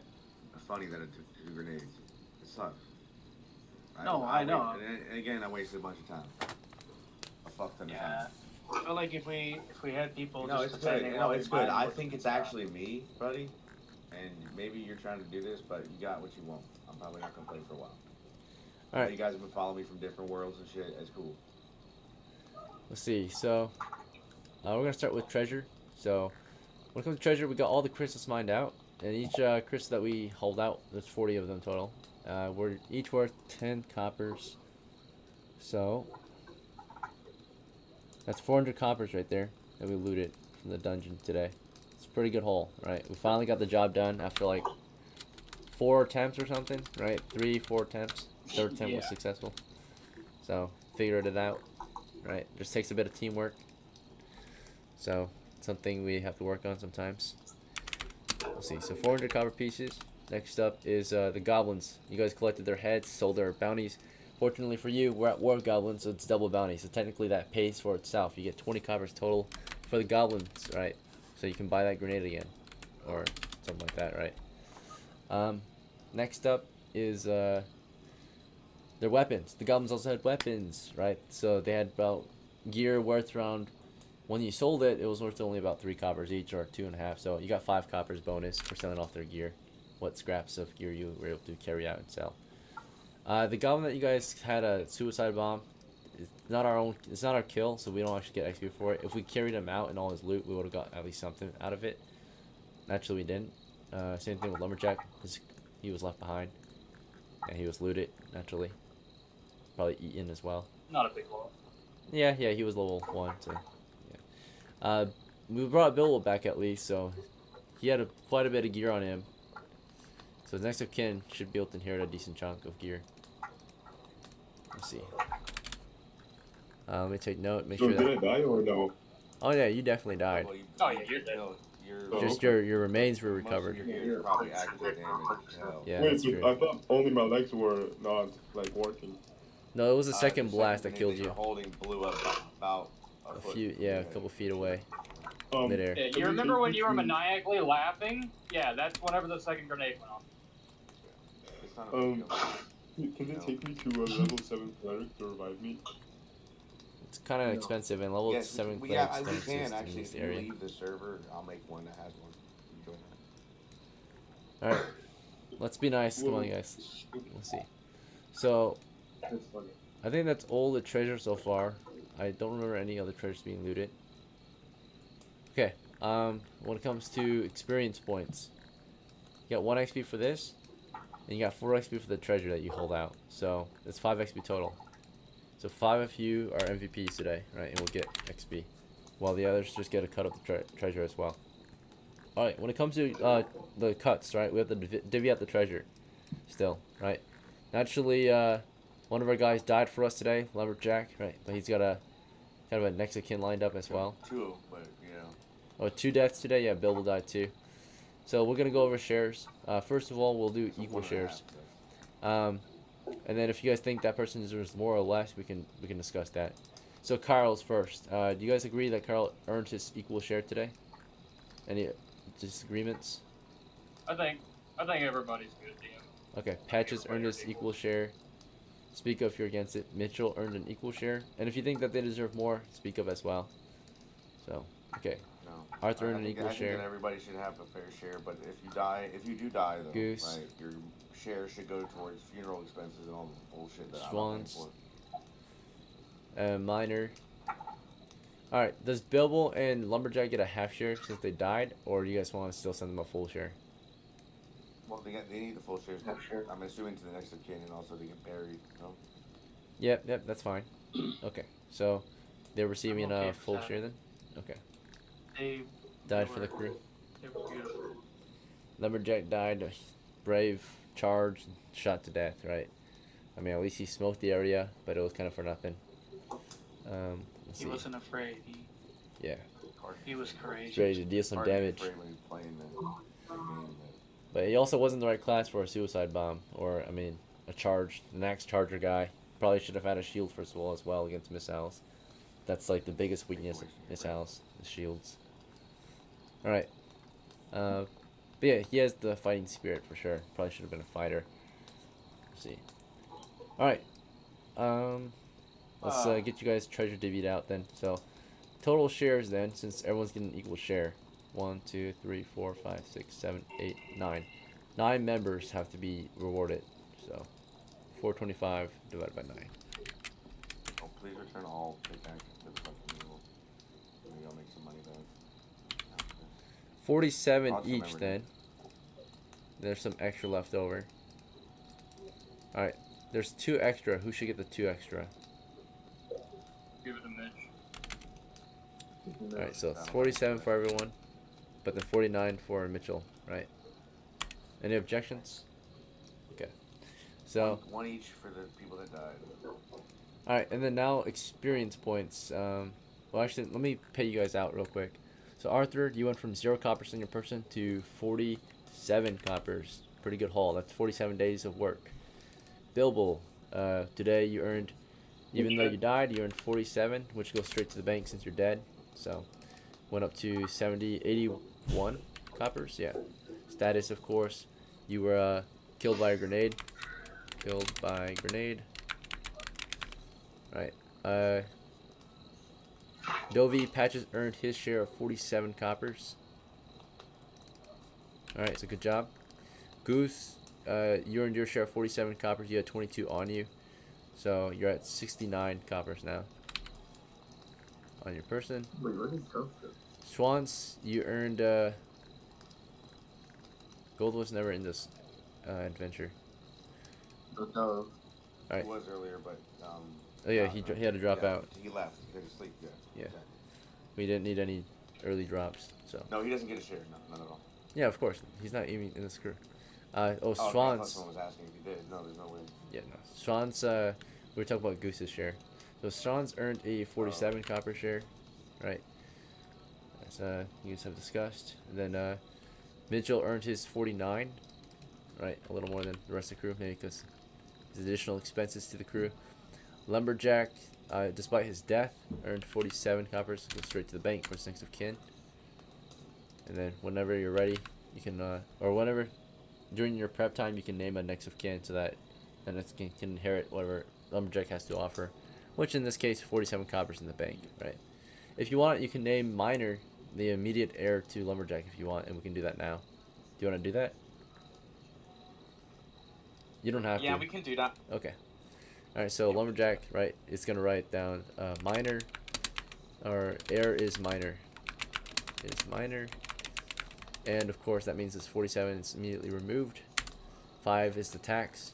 So 42 is inherited by Miner. So 42 goes here. Plus his share, which is 47, so it's 89. So it's quite a bit due to that death. And then of course, Well, he gets yeah, full. you guys give him full share twice. So heir of let's see, heir of Lumberjack. All right. Next I want is to say that what's up? despite all the stuff that happened, I think that it was a very exciting game. Yeah. And I am very disappointed. I mean, it sucks to lose guys, but you know, I'm sorry for you. Neither of those people were a big deal to lose, dog. They always are chaotic. Every game or server we play with them in. Every single one. Yeah. They matter to me. Well, you're kind of silly and fun, right? But you don't think of it. It's whatever. Your personality, you might not get this. But we have more experience with these people than you, unless you do, and then you know exactly what's going on. All right. I don't know. Yeah. I don't know. It just sucks. Because, There's a reason why both of us are so short with them. Yeah.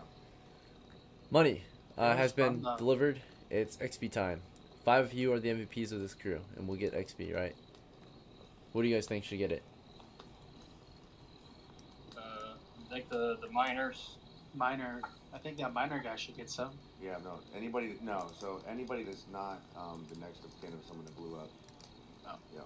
I'm talking about their original party that set out, brought all the equipment here, went out twice to do it, Mitch. right, and performed Mitch. well. Goose. And you're included in this. Arthur. Mitch can get the 5th if that's cool. Arthur. I So, think Four should- we're initial talking miners. Patches, SCHWANZ, Yes, he- Goose, patches, if Arthur. there's any left over for patches. I don't need Is this the the XP. 5 I'm guys up one? here sitting Okay. up for that. So we only can pick 5. So And who's getting four. out of the list? Arthur wasn't Or mining we'll this go out of the time. I list. don't know if he was mining last time either. Was he was with us, or he was fighting?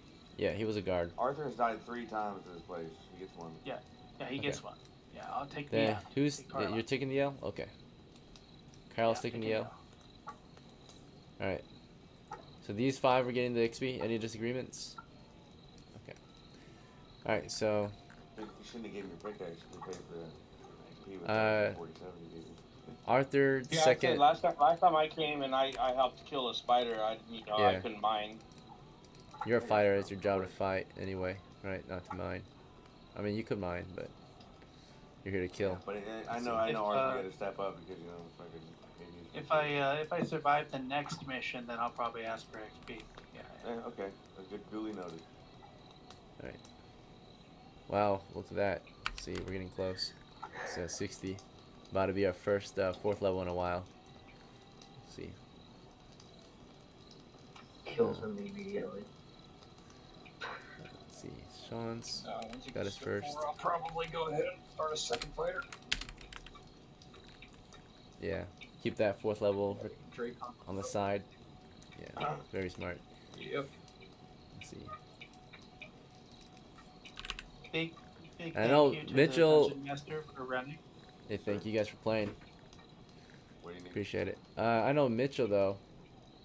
You've been the longest survivor so far. I think you have yet to die. So I'm surprised you're still playing Mitchell. Don't worry. Yeah, you also don't play as often With as that everyone group else. you were but- taking, Mitch? I Yeah, when don't that target play on your as back, often. Mitch, that you had the group with you had, I thought you were dead. So Sonny will always try to figure out a way to kill the highest character. Always. That's what he does. It's All right, it's incredible how long this has lasted. It's only been like 7 months now. longest living fighter. All right, thank you guys for playing. I'm glad you guys had fun. If you guys have any questions or concerns, just let me know. We are over time by like 21 minutes, but you guys did good, so I'll let you guys do some pastime if you really want to. Does anyone have interest in pastime activities? This includes going out to gamble / trade, or going out to work if you want, like exercise or something like that. I would or- like to go to a hospital. Oh and fuck Just make yeah! sure I'm good at. Good. No, I'm just ready. I just want to make sure that Healed I up. can heal 100% before the next game. Yeah, if you want, you regardless of can time passed. pay for treatment, medical expenses, or you don't have actual serious injuries, but you could use a good rest. So you can visit like Yeah, no, I just want to make sure that like you know, a checkup. my guy's not fucking still hurt next time I want to play. Yeah, so you can definitely If I wanna visit play. that. Yeah, you can. There's All many right, places I'll you see can you guys go. on the next one then. Later. All right, have a good night. Appreciate y'all. Take it easy, buddy. So Can I actually do Can something with Dale? just a second. So yeah, if you want, one thing you can pay for, Mitchell, is like a nice cozy rest at the inn, right? And therefore you would heal a little faster. It would be like I would say +1 bonus to your recovery, which you would pay for this at the start of your next game technically. Yeah, so you wouldn't pay for it now. This is something you would pay for at the start of the next game. There's So you a can heal. healing potion. Yes. If you want to just give that to him. I've got 2 of them already. Don't I worry wouldn't about it. waste that though. You could pay a yeah. copper piece and fully recover. That's the thing. Yeah. Here's what I want you to do. How about this? You take 100. How much were you trying to? What were you trying to spend? How much copper? If you want to just fast heal, it just costs 1 copper, and you're able to heal. Geese, what did you want? What did you want to buy from me? What was it? What were you trying to spend? Oh, on Vail, so I'm going to reroll Vail's intelligence and then fudge it to max, so I can have max intelligence. It's the new rules. Okay, I'm lost. Anyway, I guess we dropped what the fuck we're talking about. I You're- don't even know anymore. So to reroll that, you're gonna pay for training. We'll see. Yeah, for So you only Vail, have not 13 intelligence, so you only have to pay 130. Yeah. Are you gonna use his bank So- funds? Yeah. All right, sounds so good. use the bank and then fudge it to max because of the new rulings. Okay, yeah. So 130. Let's see. I should have like 2 something, maybe 3.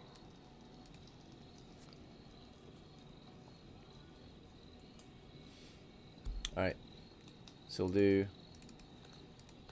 130 times 10% tax. 143 is the cost. 260 minus 143. Alright, you got 117 left in the bank. And you want to fudge the intelligence to 18. Alright, that's fine. Yep. Okay.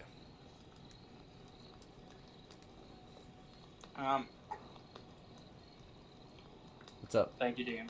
Thank you, guys. Anything else you guys want to discuss before I head out? Can I socialize? Because I was reading you can do that. Yep.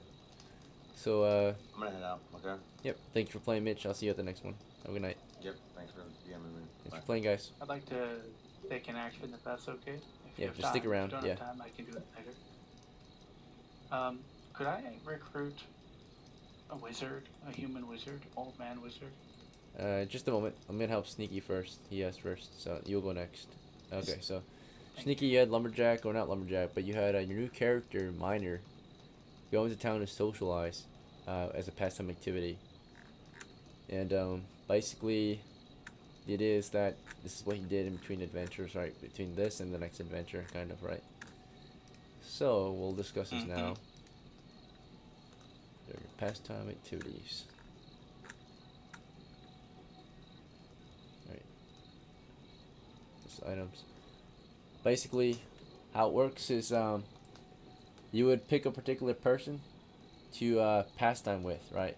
So first step is, of course, is identifying the person you had a pastime with, right? If you don't have anyone to have a pastime with, we can determine who, right, you had a pastime with. So it could be, of course, with another PC character during their NPC period, because when you're not playing, your characters become NPCs, right? It could be with an NPC. So there's like a few, right? So it could be with a PC, it could be with an NPC character, or it can be with a new character that you roll up. That's pretty much it. So you can roll up a new character, or if you haven't rolled a new character yet, you can roll up a new character to be the person that you want to socialize with, right? Which is basically a mix between PC and NPC. Which you already rolled a character for this game, so you can't do that. So that option's out of the table. So your only other option is... What's up? I was thinking, like, could I socialize with, like, an NPC? The Miners Guild or merchants or something? Like, sure. maybe Yeah, exactly. one? Yep.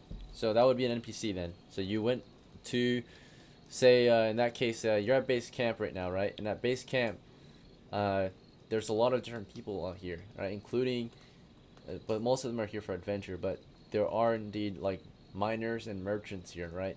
So you pick the miner to talk with and become social with. Is that what you wanted? Right, so it's possible. So yeah, like the leaders, like a leader of the Miners Guild or something. All right. Like, if you know what I mean. Maybe try to get to know them. So first step, of course, is to socialize with them during your pastime. This is like a hangout, right? Like a date almost if it was a female, or like a hangout if it was the same gender or sex. So basically, how it works is you have to identify who it is. You have to get permissions. You have to negotiate, and they have to accept to go hang out and socialize with you. And if they accept, then we roll the results and see how you guys how your relations became, right? So what you guys end up as. So most of the time it's gonna be, of course, acquaintance or better, right? So but sometimes it will be worse, right? You might grow hate for them, or something bad might happen between you and them during that period, right, that you guys hung out for whatever reason. So it's a bit of a gamble, but you never know how you guys as NPCs reacted or interacted when you were not playing. So you decided to try to befriend a in this case, you're trying to go for like someone in charge of the mining company. That's really hard to do, right? Because you don't have a lot of status yet. So they would automatically kind of deny or reject you, right? So they don't have time for that. But I will say a normal miner is fine. Like, there's definitely other miners in their off time ready to have a pastime with you. So would you be interested in having a pastime with a fellow miner?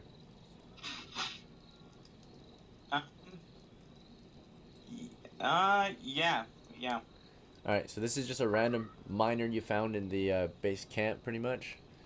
If you don't like this one, we can try another one. But first, we just gotta identify who you found. Any other details you want to confirm about the person you're looking for? You want to socialize with a dwarf like yourself? Do you want to socialize with a human miner, and if so, maybe someone who looks like a veteran, like they know what they're doing, like they've been in the company for a while. okay, well that'll be harder. So naturally, the more beneficial that person is, the harder chance it is to actually get a socializing period with them. Does that make sense? So you go for a veteran, it's a low chance they would actually accept to hang out with you, right?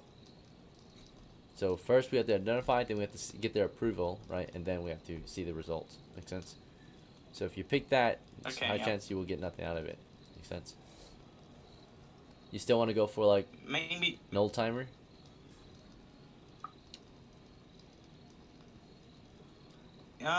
Yeah, I reckon we'll go for like an apprentice and like a somebody who looks like they're trying to work their way up. Okay, that's easier then, right? So there's the average miner, and then there's someone who's worse than an average miner, which is like a brand new guy, like yourself, right? So it's easier. All right. Anything else you want to add to the person you're looking for, or yeah, the first thing you're trying to identify? So far you have identified a rookie miner, right? Anything else you want to add to the person you're looking for? Make sure they're human. So Okay. like, I feel like humans would trust humans more, and yeah. Well, you're a dwarf, So like a human mind. You're a dwarf, so is that fine? Yeah, that's fine. Okay. All right. So first of all, we'll grab a name for them. See who you met.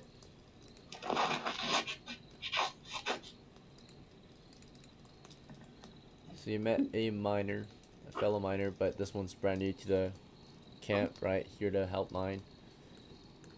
So far the name is starts with NED and ends with so you found a fellow miner named Nedmer. So you're talking to Nedmer, and he is let me see if he accepts to hang out with you. Now, because he's new, and because you have the same occupation, I'm gonna give you a +2 bonus to his reaction to your offer.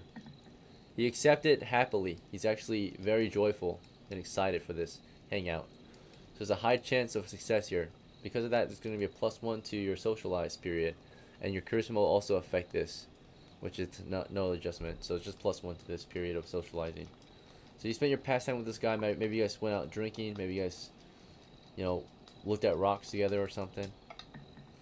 And in the end, even though you guys hung out, you guys didn't grow much closer. You became acquaintances in the end. So you hung out together for a while, but you're kind of in between the stage of being friends or strangers. So you're kind of friends. You're acquaintances, right?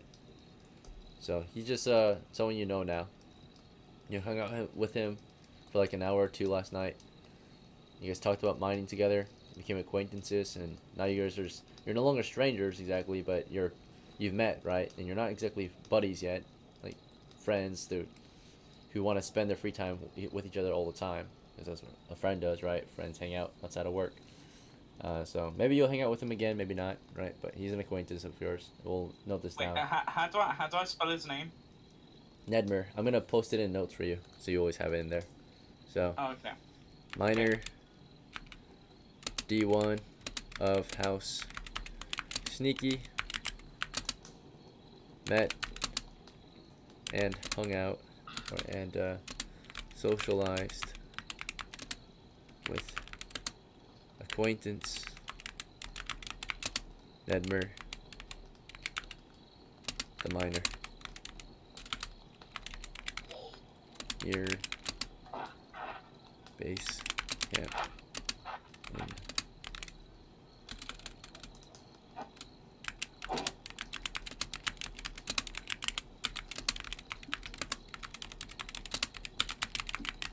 and this actually gives you an extra chance to hire more characters in your team, right, in the future.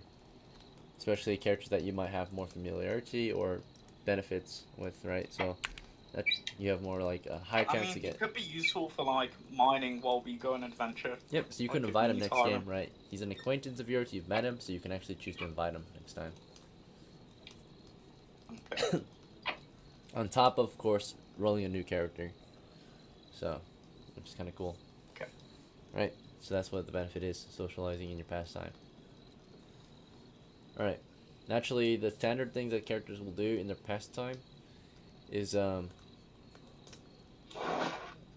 work or they would of course relax, train up, get ready for the next day, and just maintain their own health and all that, so that they're ready to adventure again.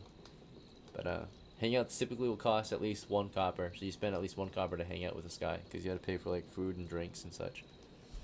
So it at least costs 1 copper. You can hang out for free typically sometimes, but your character will not be healthy in that case, right? Go hungry.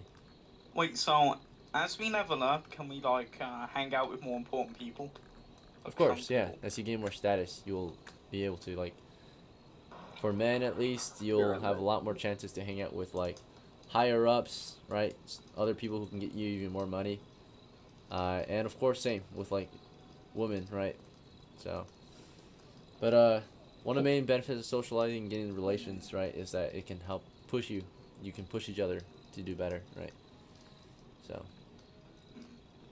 Okay. Alright, let me add it to your notes though that you spent a copper piece just now to hang. You can spend more, but you spent at least a single copper piece to hang out with that guy. He's probably bought a round of drinks and that's about it.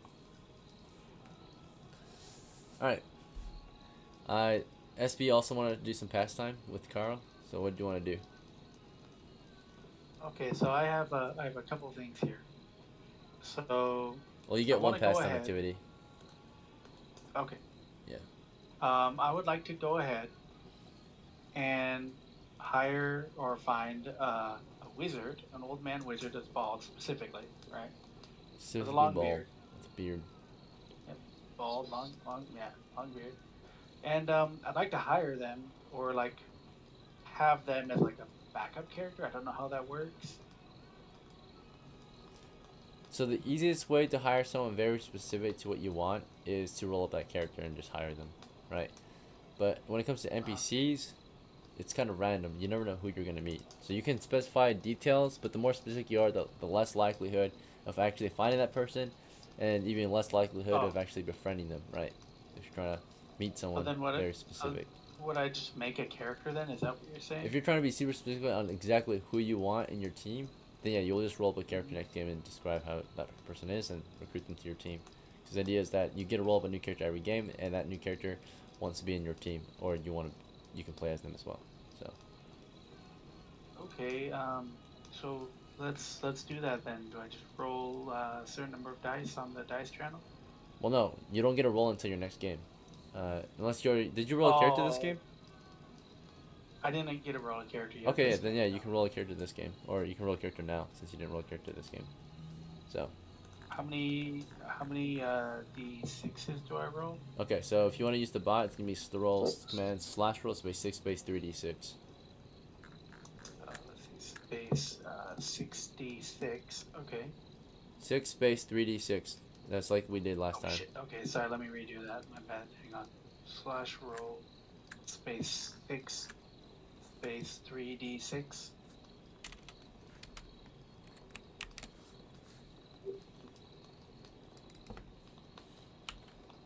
I think that's right.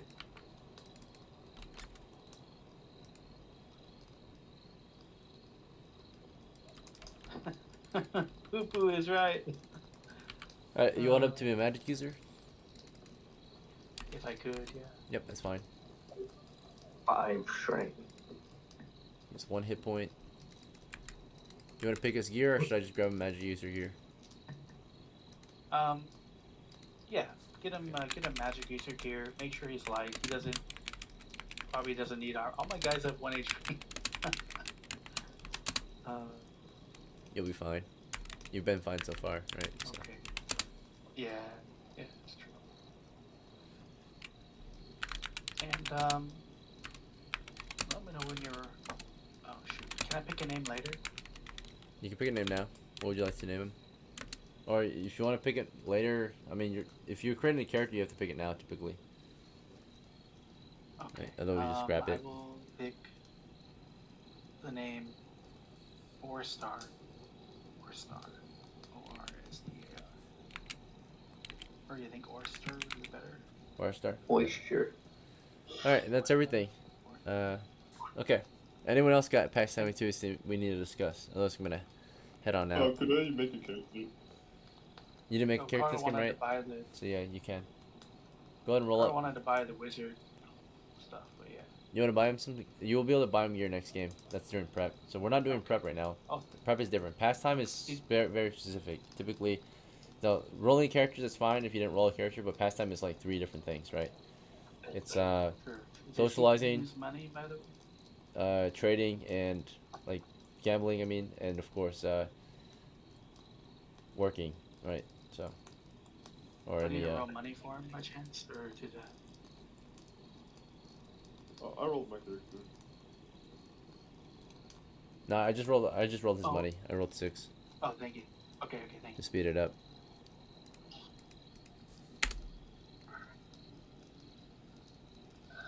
All right, what class do you want, man?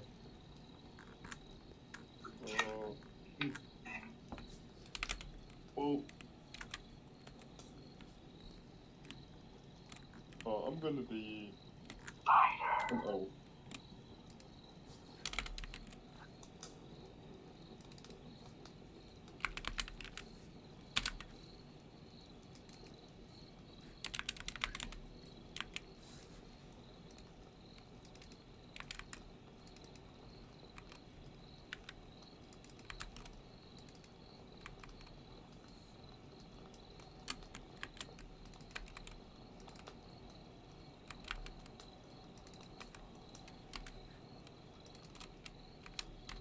All right. Hit point 1d6, money 3d6.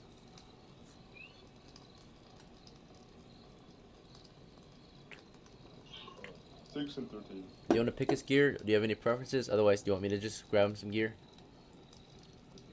Yeah, please grab his gear. All right, appreciate it. I will.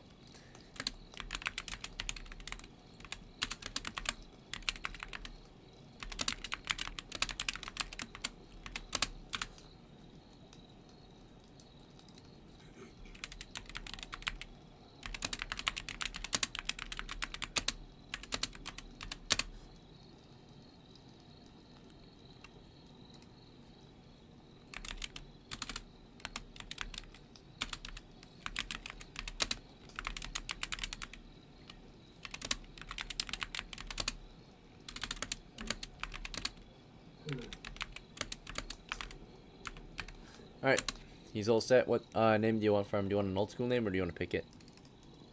His name is gonna be Elrond. Alright. Elrond, yeah. Good to go. Anyone else have any pastime activity they want to take on? I think everybody's good. Thank you, gentlemen, and I'll see you at the next one. Have a good rest of your day. You say, buddy. Thanks for playing, guys.